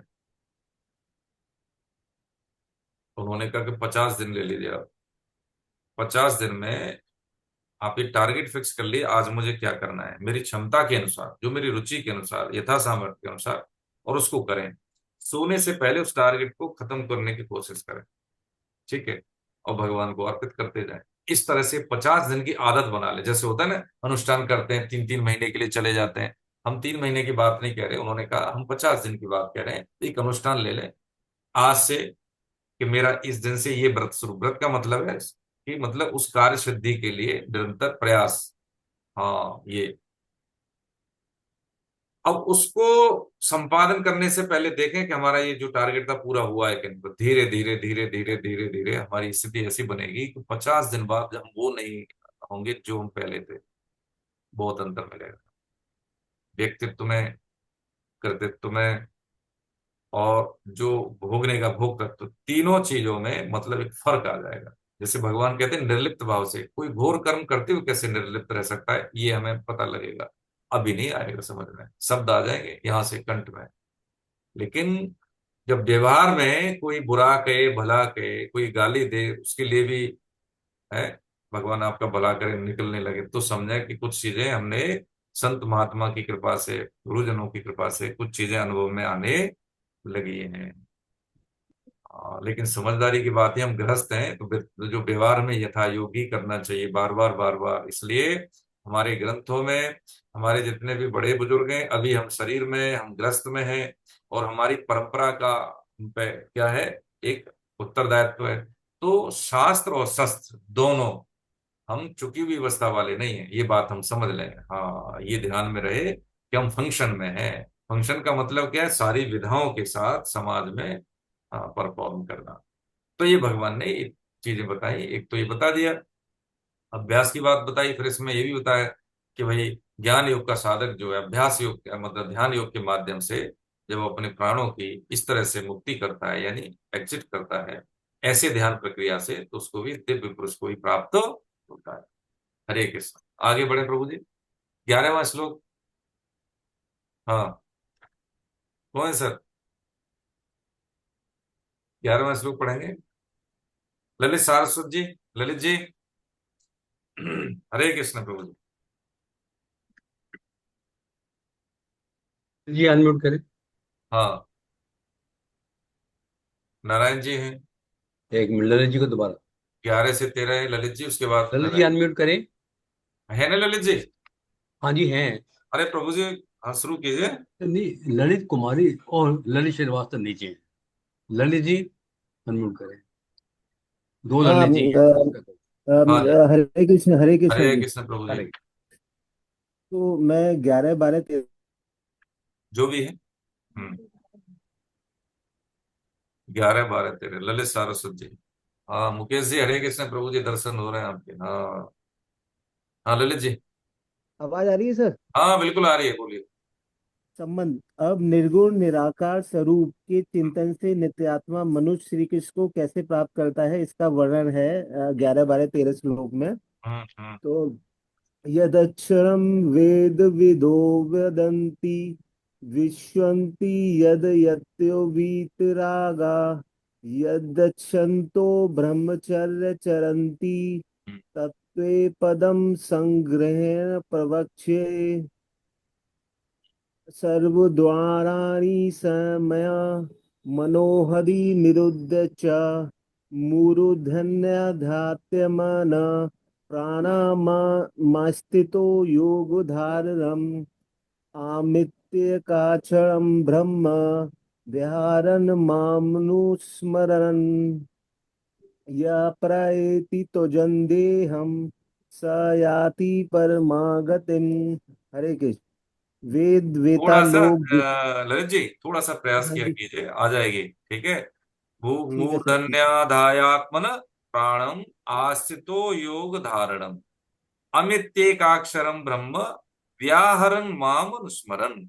आप धीरे धीरे थोड़ा सा है ना, 4 पद होते हैं, 4 पद सेपरेट कर लिए तो फिर आप पढ़ लेंगे अच्छे से। ठीक है, बहुत बढ़िया, हाँ करिए। हम्म। वेद वेता लोग जिसको अक्षर कहते हैं, वीतराग यति जिसको प्राप्त करते हैं, और साधक जिसकी प्राप्ति की इच्छा करते हुए ब्रह्मचर्य का पालन करते हैं, वह पद मैं तेरे लिए संक्षेप से कहूंगा। इंद्रियों के संपूर्ण द्वारों को रोककर, मन को हृदय से निरोध करके, अपने प्राणों को मस्तिष्क में स्थापित करके, योग धारणा में संयम प्रकार से स्थित हुआ जो साधक ओम एक अक्षर ब्रह्म का मानसिक उच्चारण और मेरा स्मरण करता हुआ शरीर को छोड़ता है, वह परम गति को प्राप्त होता है। तो हरे कृष्ण। इसमें सर यही बताया है कि जब आपका अंतिम समय है, उसमें आप उस समय आपकी क्या दशा होनी होनी चाहिए, और कैसे आप श्री कृष्ण भगवान को प्राप्त कर सकते हैं, राइट। तो उसमें जो संध्या दी गई है वो घड़े की दी गई है, राइट। कि घड़े में छेद हो तो उसमें कितना भी पानी रोक भरेंगे तो वो रुकेगा नहीं, राइट। इसी तरह जो इंद्रियां हैं वो भी उन छेदों के समान है। अगर आप इंद्रिय के विषयों में लगे रहोगे, राइट, उन्हें इंद्रियों को कंट्रोल नहीं करोगे और मन को भी कंट्रोल नहीं करोगे, तो फिर वो आप तत्व प्राप्ति परमात्मा को प्राप्त नहीं कर सकते, राइट। तो इसमें यही बताया गया है कि आप इंद्रियों को भी निश्चित करें, मन को भी मन को भी हृदय में लगाएं, राइट। और जो ओम है और भगवान का मानसिक स्मरण करते हुए और यदि अंतिम अवस्था में आप ये सब काम करते हैं तो फिर आप परम गति को प्राप्त होते हैं। हरे ठीक। कृष्ण। अरे देखिए, इसमें क्या है, वेद वेदता ये शब्द है। वेद वेदता का मतलब है जो वेदों का, जिनको अनुशीलन है, जिन्होंने किया है, वेद वेदता, जिसको अक्षर कहते हैं। भगवान का ही नाम ले रहे हैं इसमें, निर्गुण निराकार की बात भगवान कह रहे हैं। वीतराग जिसको राग नहीं है, यति माने साधक, वीतराग जो साधक है जिसको प्राप्त करते हैं, और साधक जिसकी प्राप्ति की इच्छा करते हुए ब्रह्मचर्य का पालन करते हैं। देखिए ये चीज हमारे दैनिक जीवन से जुड़ी हुई है। जैसे अभी ललित जी ने बताया, घड़े का उदाहरण लिया, यही है कि हम घड़े में चाहे कम पानी डालें या दूध डालें या घी डालें, कोई दिक्कत नहीं है, लेकिन उसमें यदि सुराग है तो ज्यादा डालने से भी कोई फायदा नहीं है, और सुराग नहीं है तो एक एक बूंद भी डालेंगे तो कुछ समय के बाद उसमें कुछ बचेगा। यही बात भगवान कह रहे हैं कि वह पद में तेरे लिए संक्षेप में क्या कहूंगा, वह बात क्या संक्षेप में यही कहेंगे कि साधन में ज्यादा ध्यान देने से बेहतर है कि कुसाधन के प्रति सावधानी हो। पक्की बात। हम ऐसी बात कर देते हैं, ऐसे किसी के बारे में कमेंट्स कर देते हैं, भगवान का भजन भी कर लिया, स्वाध्याय भी कर लिया, कुछ भी कर लिया, लेकिन उधर हमारी दृष्टि नहीं है कि जो भी है, जो कर्तव्य कर्म करने की डू डोंट्स के बारे में हमें जानकारी है, लेकिन उस जानकारी की हाँ अनुपालना हम नहीं करते, चैत्य गुरु का सहारा नहीं लेते, है ना। त्रिवेदी सर का अभी मैं ले रहा हूं सर आपका थोड़ा सा, एक मिनट। अब इसमें समझने की बात क्या है, देखिए प्रभु जी, समझने की बात सिर्फ ये है, चांग देव जी जो अभी भगवान ने बताया यहाँ पे 12 और 13 में, कि संपूर्ण द्वारों को रोककर मन का हृदय में निरोध करके, निरोध का मतलब होता है रोकना, अपने प्राणों को मस्तक में स्थापित करके योग धारणा में सम्यक प्रकार से स्थित हुआ जो साधक ओम इस एक अक्षर ब्रह्म का मानसिक उच्चारण और मेरा स्मरण करता हुआ शरीर को छोड़कर जाता है, वो परम गति को प्राप्त होगा।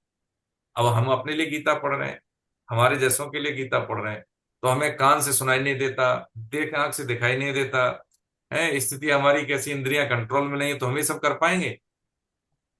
सोचें इस बात को, ये किसके लिए? जो सिद्ध साधक हैं, जो सिद्ध योगी हैं, जिनका ध्यान योग सिद्ध हो गया है, उनकी बातें हैं, क्योंकि वो पात्र हैं, अर्जुन चाहे तो कर सकते हैं ऐसा, लेकिन उनकी रुचि, उनकी क्षमता कैसी है? कर्मयोग की। इसलिए भगवान बता सारे योग रहे हैं। अब किसको बता रहे हैं? अर्जुन के माध्यम को हम ही को बता रहे हैं भाई, इतना समझ रहे हैं। अर्जुन को क्या जरूरत है, वो तो कान में ही बोल देते इशारे में। ये उपदेश प्रश्न उत्तर शैली में किसी भी मनुष्य धारी शरीर को क्या क्या समस्याएं, कैसी कैसी सिचुएशन आने वाली हैं, हो सकती है संभावना है, सबका समाधान है इसमें। अब यदि हमने सांस पर नियंत्रण भी कर लिया, चांग देव जी 1400 साल जिए, देखो प्रभु जी ये तथ्य परक है, 1400 साल तक वो क्या करते थे? सांस को रोक लेते थे, सांस पर नियंत्रण है। हमारे पास समय नहीं, सांस है, हम 1 मिनट में 15 सांसें लेते हैं, लेकिन कोई सिद्ध महापुरुष है जिसका योग सिद्ध हो गया है, जिसको हम अष्टांग योग की बात कर रहे हैं, योग यानी भगवान किसी योग वाली बात नहीं कर रहे हैं, ठीक है, तो वो उसकी आयु बढ़ जाती है। हाँ, अभी भी वर्तमान समय में भी 2017 का सर्वे मेरे को याद है, अभी करीब 48 ऐसे संत हैं जिनकी आयु करीब 250 साल और उससे ज्यादा भी है, हिमालय घाटी में 150 साल के तो कई मिल जाएंगे। तो चांगदेव जी जब उनका हुआ, ज्ञानेश्वर जी से जब वार्तालाप हुआ, तो उन्होंने कोरा कागज कह दिया चांगदेव जी को। कोरा कागज का मतलब क्या है? कुछ नहीं हासिल किया भाई साहब, कुछ भी नहीं है। सांस का ऊपर नीचे सांस रोक ले, मेढक क्या होता है, गर्मी आती है जमीन में चला जाता है, सांस रोक लेता है, जैसी वर्षा हुई टर टर करके बाहर आ गया, तो क्या वो योगी हो गया? अच्छा, हवा पानी पे बहुत से जीव हैं जो जिंदा रहते हैं, तो क्या वो योगी हो गए, भगवत प्राप्त हो गए? ये सब क्या कह रहे हैं भगवान? इस सारे में यही कह रहे हैं, वेद वेदता का मतलब यही है कि शब्द ज्ञान, ठीक है, शरीर को कष्ट देके उसको किसी विशेष स्थिति परिस्थिति में, विपरीत परिस्थिति में उसको सर्वाइवल करने की क्षमता अर्जित कर लेना, उसको चलाए रखने की क्षमता अर्जित कर लेना, इससे भगवत प्राप्ति से कोई लेना देना नहीं है। हाँ, कोई साधक है, साधन परायण है, उसने अपने आप को इस स्तर पे ला दिया है, तो ऐसा करेगा। कैसा? यानी मेरा स्मरण करता हुआ ये करेगा, जो करते हैं अष्टांग योग में, तो उसको क्या है? परम गति की प्राप्ति हो जाएगी। परम गति की बात हुई है, परम प्रेम की नहीं। परम प्रेम की बात, तो ये बात समझ गए हम ध्यान योग की बातें समझ गए कि ब्रह्मचर्य शक्ति का मतलब ही यही है कि जो मूल जो कामना है, देखिए संसार को क्या, ब्रह्मचर्य शक्ति का दुरुपयोग कैसे होता है? सुंदरता, चाहे वो शरीर सुंदर है या कोई भोग सुंदर है। सिद्धजन कहते हैं, स्वामी जी महाराज कहते हैं कि हमें तो संसार में मान लीजिए कोई जो जो भोग है, वो काम भोग की बात कही, तो संकेत में उन्होंने समझा हमें सुंदर तो शरीर कुछ नहीं लग रहे, है ना। इसमें क्या है? मलमूत्र जहां से इसकी संतुष्टि होती है, वो क्या? गंदगी के स्थान है। और हमारा जो शरीर है क्या है? पसीने की दुर्गंध है। जब अब समय के अनुसार हम अपने उसकी स्वच्छता पे ध्यान नहीं दें, तो इसमें दुर्गंध आ जाती है। कुल मिला के बात समझाई कि मनुष्य शरीर दुर्लभ है, महत्वपूर्ण है, विषय सेवन के लिए नहीं। जहां तक बात विषय सेवन की आई, तो बस ये हम दो पैर वाले जानवर, हमें विवेक दिया है भगवान ने, नवीन कर्म करने की स्वतंत्रता दी है, और हम ये कर सकते हैं। और जीवन के आरंभिक काल से जब हम ये करें, लक्ष्य परक होके करें, विवेक का सहारा लेके करें, तो जीवन को हम जी भर के जी सकते हैं, वैल्यू एडिशन कर सकते हैं, संगीत के माध्यम से कर सकते हैं, साहित्य के माध्यम से कर सकते हैं, हम कुछ भी विधा है जो भी, लेकिन भगवान का स्मरण करते हैं, तो वही कार्य हमारी पूजा बन जाता है। भगवान देखिए सारे योग बताएंगे, जैसे अभी माता जी ने बोला कि हमारे प्रयास जरूर होने चाहिए, लेकिन प्रयास से प्राप्ति नहीं होती। भगवत प्राप्ति प्रयास पे निर्भर नहीं, किस पर निर्भर है? भगवत कृपा पे। और भगवान की कृपा है कि नहीं? कि हाँ, तभी तो हम यहाँ बैठे हैं, तभी तो मनुष्य शरीर में बैठे हैं। भगवान की कृपा है, बस क्या करें, उस कृपा का हम अनुभव कर लें। हाँ, अनुभव कर लें। जीव इतने भ्रम में है, पढ़ लिखने के बाद भी व्यवहार काल में हम देखें, हम जानते हैं फिर भी बहुत गलतियां करते हैं। ट्रैफिक रूल का वायलेशन, घर में व्यवहार में बोलना, व्यवहार में हम अशुद्धियां, नौकरी पेशा बिजनेस में हम बहुत सारे निकृष्ट कर्म कर देते हैं, वगैरह वगैरह। नागरिक सेंस में प्राय हम बहुत पुअर हैं। तो देखें, ब्रह्मचर्य क्या है? हमें वो बोध, हमें वो शक्ति देता है जो हमारे जैव की शक्ति को ऊर्ध्वगमन करते हुए उचित और अनुचित का बोध हमें देता है। हमारे मन को निग्रह करके हमें जो करना है वही करवाता है, चाहे उसमें हमें कष्ट हो, हाँ हम उसको कर रहे हैं, हमें करना ही है। भोग बुद्धि क्या कहती है कि हाँ हम कितने ही बिजी हैं लेकिन फिर भी उस गलत काम के लिए समय जरूर निकालें, कोई बात नहीं, कम में संतुष्ट हो जाए, हो जाए, हमें व्हाट्सएप देखना है, हमें कोई चीज प्रसंग में जाना है तो जाना है। बस यही ब्रह्मचर्य शक्ति का मतलब है। ब्रह्मचर्य का मतलब कोई ये नहीं कि केवल एक संकेत वाचक चीजों की तरफ हम ध्यान दें। ब्रह्मचर्य का मतलब है उस जैविकी शक्ति का ऊर्ध्वगामी होना, कि जिसके माध्यम से हमें अपनी मनुष्यता विवेक का सदुपयोग करने के लिए वो टूल का एक्सेस होना है, उसका जागृत होना है, जिसके माध्यम से हमारी संभावना है असीमित जो दिए हैं भगवान ने, उसको हम एक्सेस कर पाए। इसमें नाम, बड़ाई, शब्द, रूप, रसगंध, स्पर्श, 8 तरह के भोगों का निषेध होता है विवेक जागृत होने से। कई बार हमने समझा है, जब हमें पता लग जाए कि कितनी भी अच्छी जगह हो, हमें पता लग जाए कि वहां पे खतरा है, स्विट्जरलैंड जा रहे हैं लेकिन स्विट्जरलैंड जाने में वहां पे ये चीजें इस बार होने वाली हैं, हो सकता है तो हम नहीं जाते। हम ऐसे देश में नहीं जाते जहाँ पे सुरक्षा और संरक्षा दोनों खतरे में है। बस यही बात है। ये भगवान ने हमें अभ्यास की बात भी बताई, इसके माध्यम से भी ऐसी ऐसी चीजें हो सकती हैं। ठीक है, हरे कृष्णा। आगे 14वां श्लोक। अब ये भगवान बता रहे हैं, देखो सगुण साकार की बात बता रहे हैं, ये निर्गुण निराकार की बात बताई। और सब नारायण साहब 8.14, ये बहुत नारायण बढ़िया जी श्लोक नहीं है। है जी अभी। देखिए 14वां श्लोक है। वो- नारायण जी क्या 14, वो नहीं है। कोई बात नहीं। 14वें श्लोक में भगवान क्या बता रहे हैं? 14वें श्लोक में अभी अनन्य भाव से भगवान के सगुण साकार स्वरूप का चिंतन करने वाला पुरुष के लिए उनकी प्राप्ति सुलभ है। कैसे सुलभ है? ये इस 14वें श्लोक में है। क्या कह रहे हैं 14वें श्लोक में? भगवान कह रहे हैं, अनन्य चेता सततम यो माम स्मरति नित्यशः तस्यां सुलभ पार्थ नित्य युक्त योगिन। ये भगवत प्राप्ति का है, भगवान से योग व्यंजन का सबसे सरल तरीका बताया है। अनन्य चित्त वाला, अन्य का चिंतन न होने वाला, उसके चित्त में किसका चिंतन हो? भगवान का। मेरा क्या करता है? अनन्य चेतना, सतत यानी निरंतर। माता जी कुछ कहना चाह रहे हैं? शशि अग्रवाल जी, एक मिनट मैं। हैंड रेज है माता जी हाँ जी।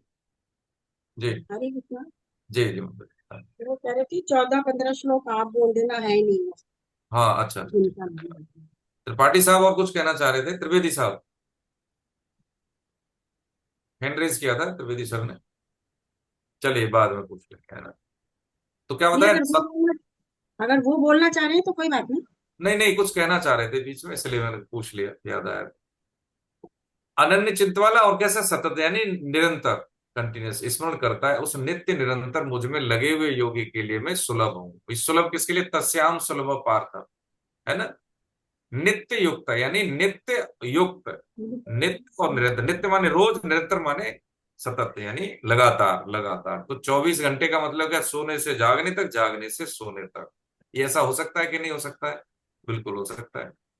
क्योंकि अभी भी हमारा कई बार हमने निवेदन किया है, समझा है, सिद्ध महापुरुषों ने बोला है कि हम यहाँ पे बैठे हैं, ध्यान है पूरा, लेकिन फिर भी पूरा ध्यान नहीं है। जिनकी आईक्यू, जैसे हम मतलब एक वैज्ञानिक दृष्टिकोण से समझें, साइंटिस्ट जो होते हैं, कहा जाता है 40% दिमाग का सदुपयोग करते हैं तो बहुत बड़े वैज्ञानिक बन जाते हैं। हम जैसे लोग तो 2 3 4% में काम चला लेते हैं, पूरी जिंदगी जी लेते हैं। तो जो जी भर के जिंदगी जीते हैं, जो संत महात्मा हैं, वो क्या करते हैं, वो अधिकतम शक्ति का सदुपयोग करने की क्षमता रखते हैं।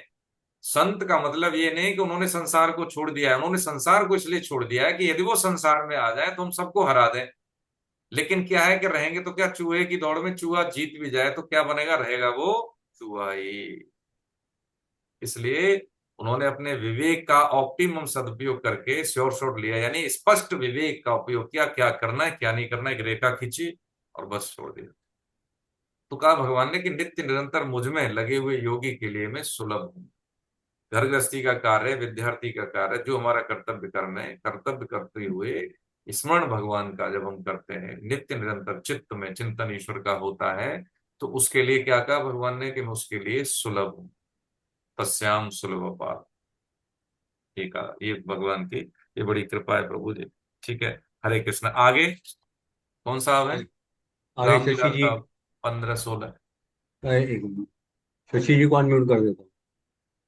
हाँ पढ़िए, कोई दूसरा पढ़ना चाहे तो पढ़िए। ये हरे कृष्णा। हरे कृष्ण। हाँ ऑप्शन पढ़िए। बंद हो गई है। हम्म। थोड़ा सा इससे रहता है कि एक्टिव पार्टिसिपेशन होने से रुचि आती है, हम सीखते हैं, इससे बचे नहीं, और क्लास में रेगुलर हैं तो ज्यादा अच्छा लगेगा और परिणाम भी अच्छा मिलेगा। ठीक है, हरे कृष्ण, पढ़िए मतलब। नहीं, शायद और कोई पढ़ रहा था, मेरे को आवाज आई थी किसी और की। किसी को पढ़ना है तो हाँ बोले ना, कोई दिक्कत नहीं। वैसे तो ठीक बोलते रहेंगे आप तो और सब। कोई नहीं, आप पढ़ लीजिए शशि जी। हाँ माता जी ठीक पढ़िए। है, मैं हम्म। पढ़ लेती हूँ। हम्म। 15वां श्लोक है। हम्म। मामुपेत्य पुनर्जन्म दुःखालयमशि शाश्वतम् नाप्नुवन्ति महात्मानः संसिद्धिं परमां गता। हम्म। इसमें भगवान कह रहे हैं, परम सिद्धि को प्राप्त महात्मा जन मुझको प्राप्त होकर दुखों के घर एवं शर भंगुर पुण्य जन्म को प्राप्त नहीं होते। मतलब भगवान ये कह रहे हैं, ये जो पृथ्वी लोक है, इसमें जो हमको जन्म मिला है मनुष्य योनि में, तो इसमें दुख ही दुख है। दुख कब मिटेंगे? जब हम भगवान की शरण हो जाएंगे, परम सिद्धि को प्राप्त होकर। परम हम्म। सिद्धि कौन है? भगवान ही है।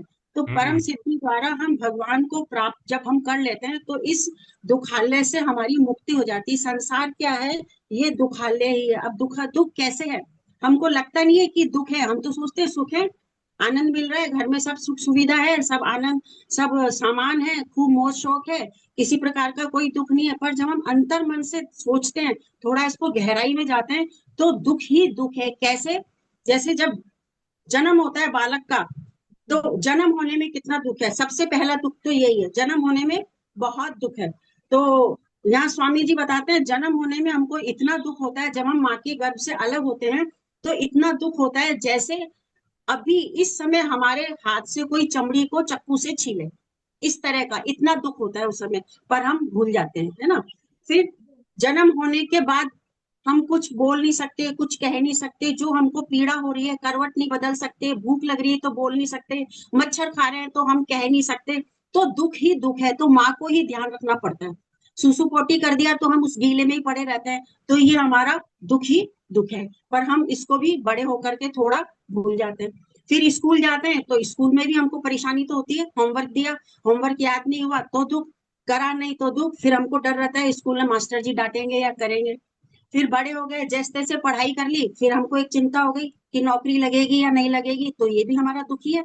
नौकरी लग गई तो अब नौकरी का भी थोड़ा हमको टेंशन है कि वहां हमको सीट कैसी मिली, काम कितना करना पड़ेगा, क्या करना पड़ेगा। अगर काम समय पे नहीं हुआ तो हमारे जो सीनियर है, जो हमारे बॉस है, उनका हमको डर रहता है।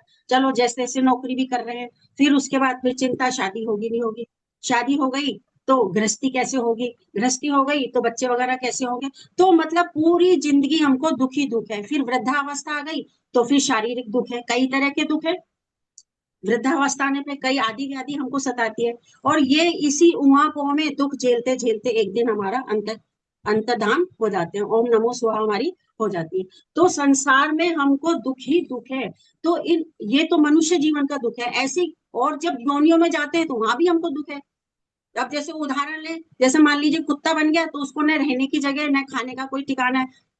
घर पे आया, भौं भौं करके रोटी मांगी तो किसी ने डंडा दिखा दिया, तो वो भाग गया, फिर उसको रोटी दे दी, फिर वो आ गया, फिर डंडा दिखा दिया, फिर भाग गया। तो मतलब हर योनि में दुख ही दुख है, ना खाने का पता, ना रहने का पता, न कुछ भोजन का पता। और आंधी, बारिश, तूफान, धूप सब सहन करते हैं, क्योंकि हम तो हमारे घरों में बैठे हैं, तो वो उनको कहीं रहने के लिए शेड भी नहीं है। तो हर योनि में दुख ही दुख है, और मनुष्य योनि में भी दुख ही है। हम इसको सुख मान लेते हैं, पर सुख है नहीं। तो ये दुख हमारा कब मिटेगा? जन्म मरण से, जब हम भगवान की शरण हो जाएंगे। भगवान की शरण हो जाएंगे, भगवान की जब हमको प्राप्ति हो जाएगी, तो हमारे जो अन्य जितने प्रकार के दुख हैं, ये सारे दुखों से हमारा निराकरण हो जाएगा, और हमारे दुखों का समाधान हो जाएगा। ये इसमें भगवान कहते हैं। बहुत हरे बढ़िया। कृष्ण। देखिए बहुत बढ़िया, इसमें एक आपके भावार्थ में ही है, सुना देता हूँ। एक कवित्त है। पुत्र कलत्र सुमित्र चरित्र धराधन धाम है बंधन जी को। नहीं, सुमित्र चरित्र का मतलब मान बढ़ाई हो गई है ना। पुत्र कलत्र सुमित्र चरित्र धराधन धाम है बंधन जी को। बार है बार विषय फल खात अघात न जात सुधारस पी को। आन ओसान तजो अभिमान कही सुन कान भजो सिय पी को। और पाए परम पद हाथ सो जात गई सो गई अब राख रही को। देखो जी, एक लाइन में यही है, कितना भी हम समझ लें, समझाने वाले देखें। भगवान ने जो चीज हमें दी है, जो ज्ञान है, जिस अवस्था का ज्ञान है, जैसा ज्ञान है, ज्ञान का मतलब है चित्त वृत्ति का भेद, वो अपने आप में परिपूर्ण है। जैसे हम बच्चे को दूध पीना नहीं सिखाते, जानता है, हंसना नहीं सिखाते, वो हंसता है, रोना नहीं सिखाते, रोता है। यानी तीन चीजें क्या है कि उसके लिए सर्वाइवल, यानी जीवित रहने के लिए, बच्चे को सरवाइव करने के लिए वो तीन चीजें बहुत जरूरी है, भगवान ने दी है। अच्छा, कोई भी हम में से कितना ही बड़ा वेद वेदता हो, कितना बड़ा एफिशिएंट ट्रेनर हो, क्या वो उसको मतलब है दूध पीना सिखा सकता है उस बच्चे को? नहीं सिखा सकता। रोना नहीं सिखा सकता, हंसना नहीं सिखा सकता। स्वभावतः हम उसको प्रेरणा दे सकते हैं, लेकिन सिखा नहीं सकते उस अवस्था में। ऐसे ही यदि हम न चाहें तो कोई दुनिया की ताकत, चाहे ऊपर से भगवान उतर के आ जाए, हमें सुधार नहीं सकते। प्रभु जी, दुर्योधन, धृतराष्ट्र, बहुत सारे सब जानते हैं।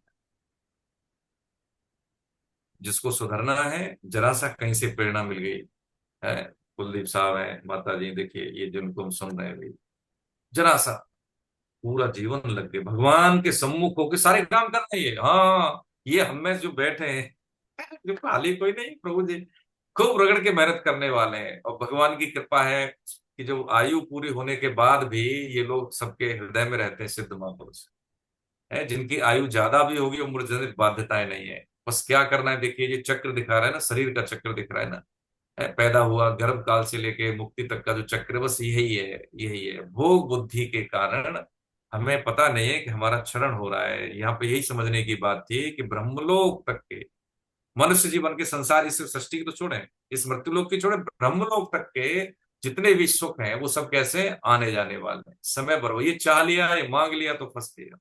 ये बात समझ, क्या कह रहे हैं, ब्रह्मलोक तक सभी लोग पुनरावृत्ति, यानी आने जाने वाले हैं भैया। जन्म मृत्यु अच्छे काम का, यानी सकाम भाव से काम करेंगे। कई बार समझा है कि फंसे हुए हैं, उसके लिए भी तो जन्म लेना पड़ेगा। माता के गर्भ में जाएंगे, फिर शरीर पूरा होगा, फिर कष्ट होगा। तो क्या काम कर लें, मुझे प्राप्त होने पर पुनर्जन्म नहीं होता। इसी को कहते हैं भगवत प्राप्ति। जीवन रहते हुए, मोक्ष जीवन के बाद की बात है। भगवान है, पहले भी थे, बाद में भी है, तो बीच में भी भगवत सत्ता है। यही प्राप्ति और प्रतीति में, यही स्वामी जी ने अंतर बताया। प्रतीति का मतलब क्या है और प्राप्ति का मतलब है जो नित्य प्राप्त है। प्रतीति का मतलब है प्राप्त जैसा दिखता है, लेकिन वो हाथ में नहीं। शरीर प्राप्त है हाँ, लेकिन प्राप्त नहीं है, हमारे हाथ से खिसक रहा है। आंखें जवाब दे रही हैं, दांत जवाब दे गए, है ना, झुर्रियां आ गई, बाल सफेद हो गए, लेकिन ये प्राप्त नहीं है। ये यही रह जाता है। क्या साथ में जाता है? जो इस संसाधन से जो मैंने पुरुषार्थ किया है वो साथ में जाता है। क्या किया है मैंने? इसका सदुपयोग किया है। क्या किया है मन बुद्धि का सदुपयोग किया है। क्या किया है? भगवत चिंतन किया है। ये तो साथ जाएगा। और इससे हमने कुछ उल्टा कर लिया है तो हाँ, वो भी साथ जाएगा, वो हमें भोगना पड़ेगा। यहीं से प्रमोशन है, यहीं से डिमोशन है हमारा। बात समझने की इतनी सी है प्रभु जी। यहाँ पे यदि हम एक बात जाने, और जब हम कई बार शुभ कार्य और सत्कार्य में थोड़ा सा अंतर समझे। शुभ का फल होता है, सत का मतलब परमात्मा के लिए कार्य है, सत्कर्म जिसको हम कहें। किसी साहित्यकार ने देखो कहा है, एक बात समझने के लिए हम इसका सहारा लेते हैं कि मोहब्बत सरेआम नहीं बस एहसास होना चाहिए। मोहब्बत सरेआम नहीं बस एहसास होना चाहिए, और हम उन्हें चाहते हैं, ये सिर्फ उन्हें पता होना चाहिए। कहने का मतलब दिखावटी व्यवहार नहीं करना। हम भक्त हैं ये भी दिखाने लगे तो फिर वो भक्त भक्त नहीं।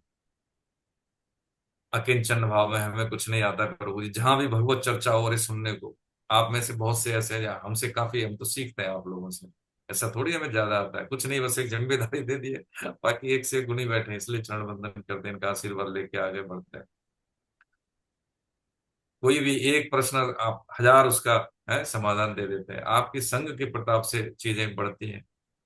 तो जो साधक है, जो भगवान के भक्त हैं, है ना, वो कभी भी अपने आप को भक्त की श्रेणी में नहीं रखते। वो क्या करते हैं, हम साधक हैं, बहुत कमियां हैं हम, है, देखो कितने कितने महापुरुष हैं, है, अपने आप को निम्न कोटि का बताते हैं, अपने आप को मूर्ख बताते हैं। चाहे वो हम विभीषण जी की बात ले लें, परम भागवत हनुमान जी की बात ले लें, है ना, सूरदास जी महाराज की बात ले लें, चाहे उनकी बात ले लें, हम गोस्वामी जी की, सब यही है। क्या है कि हम उन्हें चाहते हैं, ये सिर्फ उन्हें पता होना चाहिए, हाँ, दिखाने का काम नहीं। तो जो भी भाव है हमारे वो छुपे हुए होते हैं। जैसे ही हम इनको उघाड़ते हैं, इनको ओपन करते हैं, तो भाव विस्मृत हो जाता है, उसका फिर हमने भोग कर लिया।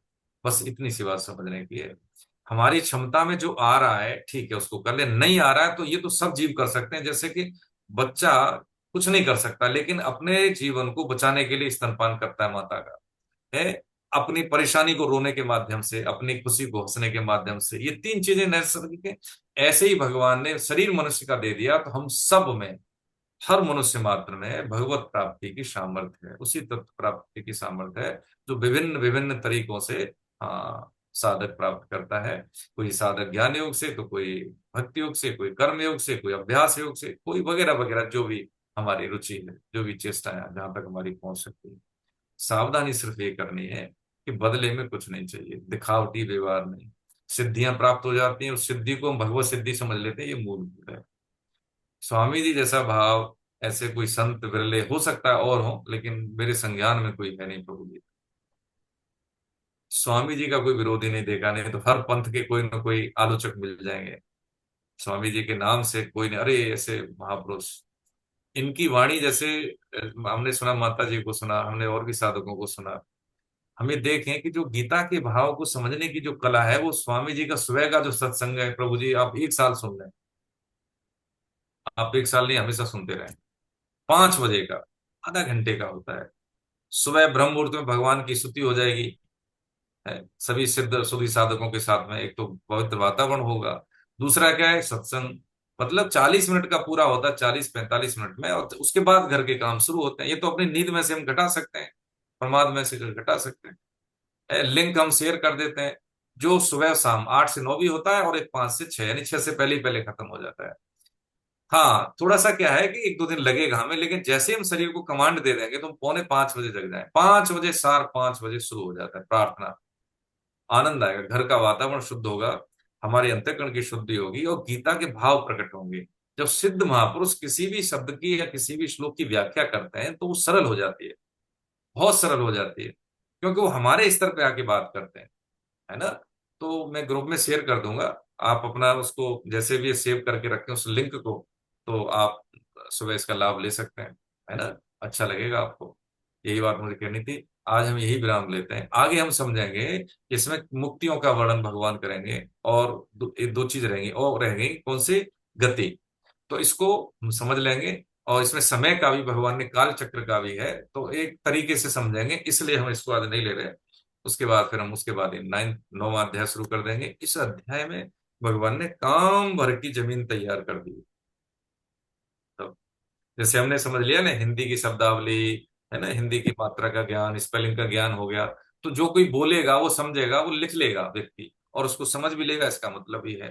तो भगवान ने क्या किया कि आगे का उपदेश को कंक्लूड करने के लिए, जो आध्यात्मिक चिंतन का विकास जो स्तर पर ले जाने के लिए, भगवान ने क्या आधार दे दिया।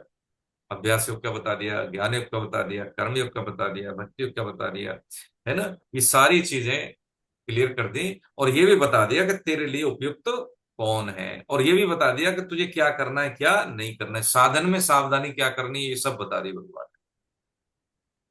और जो गुरुजनों में दोष भी नहीं देखना है, ये भी भगवान बता के आ गया अध्याय 4 में। ठीक है, तो अब क्या करेंगे, अपना रहस्य खोल देंगे ताकि उनमें कोई दोष दृष्टि नहीं रही, अनुसूया स्थिति हो गई, है ना। तो ये आज तक की यात्रा में हमने ये समझा। अब मैं इसलिए थोड़ा सा आज समय ले रहा हूँ क्या कि आपसे व्यक्तिगत मुझे कुछ बात करनी है प्रभु जी। ठीक है, तो जिनको कुछ पूछना है, कुछ शंका है, हमसे कुछ छूटा है, कोई टिप्पणी है, तो वो भी बताएं। दूसरा क्या है कि मुझे आपसे कुछ बात करनी है, इसलिए तो व्यक्तिगत तौर पे पहले आदरणीय प्रदीप कुमार त्रिवेदी साहब कुछ कहना चाह रहे हैं प्रभु जी। अपने सर सबको कैपेसिटी दे दीजिए अनम्यूट होने की। हाँ, अनम्यूट करें सर अपने आप को, प्रदीप साहब। अभी नहीं हुए। सबको कैपेसिटी देगी, हाँ, एक बार दबाइए सर, टैप करिए एक बार त्रिवेदी साहब। सबको कैपेसिटी देगी होगी। हाँ हाँ, बोलिए एक बार टैप करिए। तो दीदी आप अनम्यूट कर सकते हैं, मैं अभी हरे आपको कृष्ण। Separate capacity. आप नहीं कर पा रहे। हाँ अब हुआ है। हाँ बताइए सर, आदेश करें। कुछ सर ये 13वें जो श्लोक में है हम्म। उसमें ओम का लिखा हुआ है हम्म। कि ओम का जाप करना चाहिए, हाँ। हम्म। परंतु जो गुरुवार को भागवतम की क्लास थी हम्म। उसमें जो भी गुरुजी थे उन्होंने बोला कि एक तो गायत्री मंत्र और ओम का जाप हर किसी को नहीं करना चाहिए। देखिए ये, हाँ ये बात समझने मैंने बताया ना, इसमें सावधानी। ये जो सिद्ध जो श्लोक वो मंत्र है उनके लिए पात्रता और दीक्षित होने के बाद, यानी जब हमने कहीं से लिया है मंत्र तभी करना चाहिए। ठीक है। अब जैसे जो ज्ञान योग के साधक हैं, उन साधकों को क्या है कि प्रशिक्षण लेते हैं, किसी गुरु के निर्देशन में ही वो कार्य करते हैं। भगवान ने एक पद्धति बताई है, लेकिन इस पद्धति में जाने से पहले हम अध्याय 4 पढ़े, क्या क्या भगवान ने है, गुरु की शरण जा, है पर प्रश्नेन प्रणपातेन, है सेवया, 3 चीज बताई। तो ये क्या है कि हम केवल समझ लेते हैं, लेकिन उस परंपरा के लिए जो निर्धारित परंपरा है उसके मानक तो हमें अपनाने होंगे ना। नाम है हम रुचि के अनुसार ले सकते हैं, लेकिन सिद्ध मंत्र है उसके लिए शुद्धि और एक परंपरा के माध्यम से गुरु का वर्ण करके ही तभी वो सिद्ध होता है, नहीं तो दोष लगता है, क्योंकि उसके बारे में पता नहीं है। ऐसे ही नहीं बोले, केवल एक ही है महामंत्र जो हरे कृष्ण या हरे राम पहले बोले, वो उसमें कोई विधि निषेध नहीं है, बाकी सब में निषेध है। हाँ, बच्चों का जनेऊ संस्कार होता है, उपनयन संस्कार हो जाता है, उनको उस समय संस्कार के समय उनको ये दिया जाता है, उनको मतलब पूरी परंपरा बताई जाती है, उनको स्वच्छता शुद्धता के विधि निषेध सब समझाए जाते हैं, फिर वो बच्चे करते हैं। विशेषकर गायत्री परिवार वाले करते हैं, या कभी जैसे घर में करवा लेते हैं तो वो करते हैं। तो ये इन्होंने भागवतम में कहा है तो सही कहा, गलत नहीं कहा, बिल्कुल सही बात हमने यहाँ पे निवेदन की कि ये उसके लिए उपयुक्त हम नहीं है। जब उपयुक्त होते हैं तो किसी के माध्यम से होते हैं, किसी प्रशिक्षक के माध्यम से या किसी गुरु के माध्यम से। ठीक है सर। परंतु ये ओम नमः शिवाय, ओम नमः भगवते वासुदेवाय, ये तो सब ओम से ही होते हैं शुरू। देखिए सर, हाँ होते हैं, जैसे अभी आपने बोला है सिद्धजन तो इसमें भी विरोध करते हैं, उसको पंचाक्षरी द्वादश महामंत्र के नाम से बोल सकते हैं, जैसे आपने बोला है ऐसे भी नहीं बोलना चाहिए।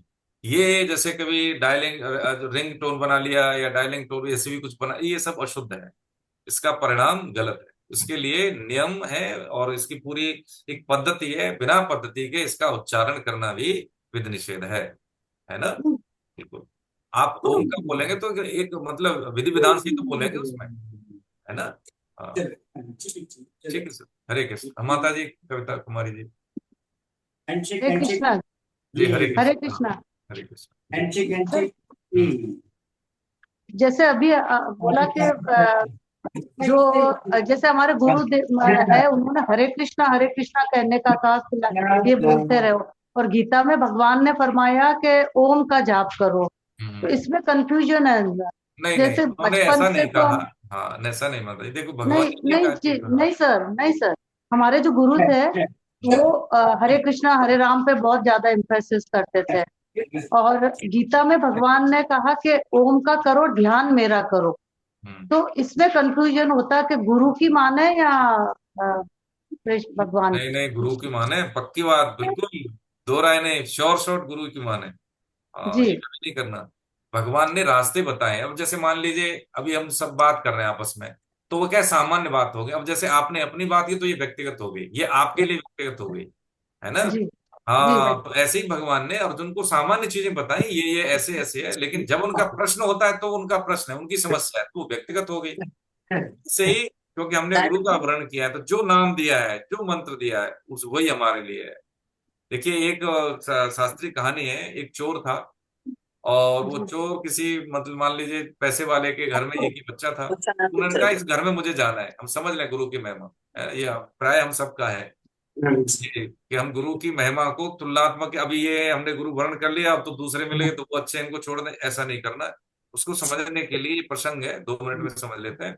तो वो गया भेष बदल के, और 2-4 मंत्र श्लोक याद करके उनसे वार्तालाप किया। तो उन्होंने कहा महाराज, हम तो संत सेवी हैं, हम तो संतों को भगवान का ही स्वरूप समझते हैं। तो उन्होंने कहा कि चातुर्मास चल रहा है, जैसे इसी मौसम की बात थी, तो उन्होंने कुछ दिन के लिए बोला कि आप यहीं रहो। सेवा करते थे, सेवा करते थे वो इतने, मतलब संतों में भगवान का स्वरूप देखने वाला वो धनाढ्य व्यक्ति। कहीं जाना था तो अपने पत्नी और सेवकों को बोल गया कि इनको कोई कष्ट ना हो। उसकी दृष्टि किस पे थी? देखिए, शोर नहीं करें आप सब लोग, देखिए आवाजें आ रही है, जब कैपेसिटी दे दी है तो फिर इसका मतलब ये नहीं कि आप डिस्टर्ब करें दूसरों को, प्लीज। तो कुछ दिन के लिए बाहर गया, तो उसने उस लड़के को बहला फुसला के अपने पास बुलाया, और जो जैसे वो गले में जो माला होती है, लर बोलते हैं जिसको, जंजीर, वो अंगूठी, कुछ ऐसे आभूषण थे, उसने लेने की चेष्टा की। तो बच्चे ने मना किया। उसने क्या किया कि उस मौके का फायदा लेने के लिए बच्चे का गला दबा दिया, आभूषण लेके निकल लिया। जब आभूषण लेके निकल लिया तो रास्ते में वो वही धनाढ्य व्यक्ति मिला। अरे महाराज, हमारे आने का इंतजार नहीं किया, कोई भूल होगी क्या? आप चलिए, ऐसे तो नहीं जाने देंगे, भोजन प्रसाद पाके बातचीत करके सत्संग लाभ लेके तब जाना। अब वो भाव इतना तगड़ा था उस धनाढ्य व्यक्ति का कि वो मना नहीं कर पाया। वो दुरात्मा, महात्मा के रूप में कैसा था? दुरात्मा, भेष उसका महात्मा का था। वो आया तो सब मिले, तो उन्होंने बेटा कहाँ है, बेटा कहाँ है? तो उन्होंने कहा कि पता नहीं। पत्नी बोली कि इन्हीं के साथ था अभी। अब उसको लग गया कुछ, मतलब अनहोनी हुई है। तो उसने बोला, जो व्यक्ति थे धनाढ्य, उन्होंने कहा कि देखो महाराज, हम संत में भगवान देखते हैं, और वही भाव रखे हम पूजा करते हैं। आप बता दीजिए, परेशान रहिए, सत्य बता दीजिए। तो उन्होंने बक्से की ओर इशारा कर दिया, किधर है इसमें, हमने दबा। तो उन्होंने कहा ठीक है, ऐसा तो नहीं करना चाहिए, लेकिन हम तो संत समझ की सेवा करते हैं। तो उन्होंने कहा ठीक है, आपने जो किया सो किया। उसके भाव देखिए, उसने उस संत का चरण वंदन करके, जल लेके, और भगवान से यही प्रार्थना की, प्रभु हमने संत में ही भगवंत देखा है, इस भाव की रक्षा करनी है, तो भगवान ये है कि हमारा पुत्र जीवित हो जाए। हमने कोई अपराध नहीं किया, हमने तो आप ही को माना इसमें। और उस जलपान कराया, उसी को पानी पिला दिया, वही पर, तो वो जो है बच्चा जीवित हो गया। ये क्या है? ये आंतरिक हृदय की विलक्षणता है, जिससे कि उन्होंने भगवान में इतनी श्रद्धा, अटूट श्रद्धा थी। अब सावधानी क्या आती है, आगे क्या हुआ? उसको फिर भी वहम हो गया, करे मेरे है जो चरणामृत में इतनी ताकत है। उस दुरात्मा को, साधु वेश में था। उसके बाद जब वो वहां पे गया दूसरी जगह, फिर उसने ये प्रक्रिया करी। तो उन्होंने कहा नहीं नहीं, हाँ ये हो गया, लेकिन हमारा चरणामृत पिलाओ तो जीवित हो जाएगा। वो जीवित नहीं हुआ, वो जीवित नहीं हुआ। तब उसकी लात डंडे पिटाई ये सब करके उसको ये होश आया कि नहीं, ये तो सिद्ध महापुरुष की वाणी थी। तो जो सिद्ध महापुरुष थे, उन्होंने क्या बताया? उनका जो गुरुजी ने यही कहा कि देखो, तुमको शास्त्रीय ज्ञान या हो या न हो, वेदों का ज्ञान हो या न हो, लेकिन जो मैं कह रहा हूं बेटा, वो क्या है? भगवान में पूर्ण श्रद्धा करके जिस नाम में रुचि है तो उसको ले। तो उन्होंने कहा गुरुजी आप ही बता दो। तो उन्होंने यही महामंत्र बताया था, हरे कृष्णा वाला, जो माता जी बता रहे, उसी से भगवान है। गुरु गोविंद दोनों खड़े, काके लागू पाए, बलिहारी गुरु आपने गोविंद दिए बताए। कहा है सिंपल सी बात, पहले गुरु, भगवान बाद में। और इस पद्धति से भगवान प्रसन्न होते हैं। कई ऐसे उदाहरण हैं। इसलिए जो नाम है, जो गुरु जी हैं, उन्हीं की कृपा से हम आगे और मिलते हैं। दत्तात्रेय जी महाराज 24 गुरु बनाए, उनमें से वैश्या भी एक थी, बगुला भी एक था, है ना। तो क्या है, कि एक दीक्षा गुरु होते हैं, एक शिक्षा गुरु होते हैं। दीक्षा गुरु जिनसे हमने दीक्षा ली, उन्हीं की कृपा के माध्यम से हमारी श्रेणी बढ़ती जाती है, हमें अच्छा इसको वातावरण अच्छा मिलता जाता है, हमें चीजों को समझने की सूक्ष्मता को देने के लिए हमें ऐसे ऐसे शुद्ध महापुरुषों का सहयोग मिलता जाता है, उन्हीं की कृपा से जिन्होंने हमें दीक्षा दी। वही अखंड मंडलाकारम व्याप्तम चराचरम, वही गुरु हमारे लिए विभिन्न रूपों में प्रकट होते हैं। गुरु कोई व्यक्ति नहीं, व्यक्ति कोई गुरु नहीं। गुरु गुरु ही होते हैं। गुरु चेला नहीं बनाते, वो शिष्य शिष्य नहीं बनाते, गुरु गुरु ही बनाते हैं। बस ये गुरु की परिभाषा है, जो कि बहुत कम शब्दों में, इसको हम वर्णन नहीं कर सकते शब्दों में, समझने के लिए थोड़ा सा हम समझ सकते हैं। हरे कृष्ण। और किसी का कोई?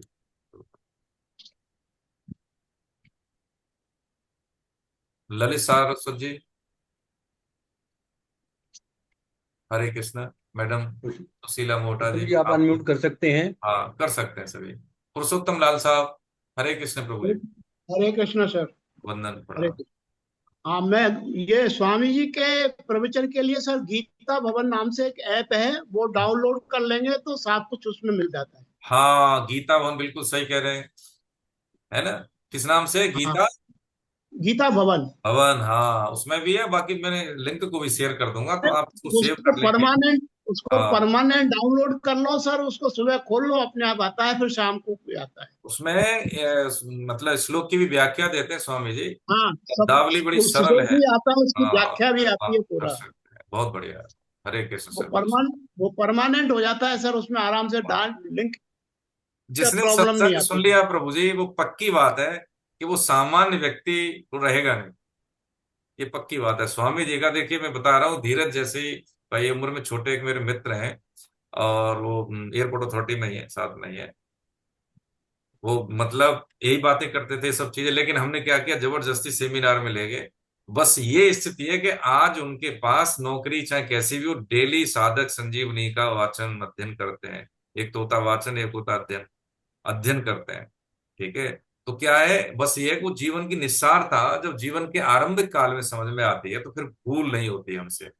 हम गृहस्थी में काम भी करेंगे, व्यस्त भी रहेंगे, लेकिन अपने जीवन में मस्त भी रहेंगे।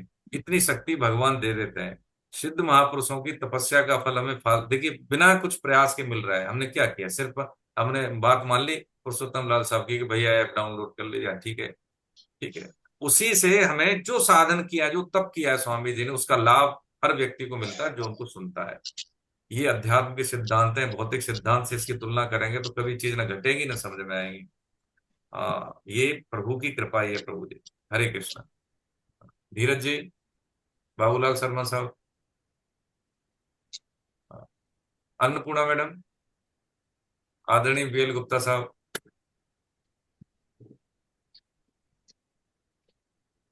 शीला जी ने हैंड रेज किया था। हाँ हम यही समझ रहे हैं, हम इसलिए आपका नाम लेके पुकार रहे हैं क्योंकि हमें लगता है साधक हम ज्यादा हैं लेकिन हम कम आते हैं। तो ऐसा क्यों? रुचि नहीं है, कोई कमी है हमारे इसमें, है ना? हो सकता है। तो स्वामी जी की टीका के आधार पर जब हम व्याख्या कर पाते हैं, कुछ इसमें ऐसी कोई कमी है तो आप हमें बता दें। ठीक है, हम तो सत्संग और स्वामी जी की साधक संजीवनी और भावार्थ है, उसी के अध्ययन के आधार पर हम चीजें समझते हैं। आदरणीय नीता मैडम, है ना? अजय अरोन साहब, हरे कृष्ण।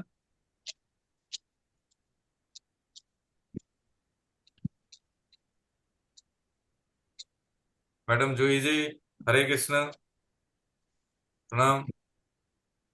हरे कृष्णा सर। हरे कृष्ण। हम वही पूछ रहे थे फीडबैक, कुछ इसमें संख्या तो बहुत है हमारी क्लास में लेकिन आते कम है। जी 55 60, 55 60, 60 भी नहीं कई बार देखते। तो उसमें ऐसा कुछ आपका कुछ ओपिनियन हो, कोई ऑब्जर्वेशन कि इसमें क्या हम इसमें बदलाव लाए? माता जी, शशि जी। हाँ जी, कुछ ऑब्जर्वेशन है मेरे। हाँ ऐसा बताइए। है कि हम्म, बहुत सारे लोग जब हम्म, हम एक ग्रुप में एक मैसेज डालते हैं हम्म, कि पंचरत्न कौन करेगा, हम्म, उसमें से समझो 10 आदमियों ने अपने नाम दे दिए।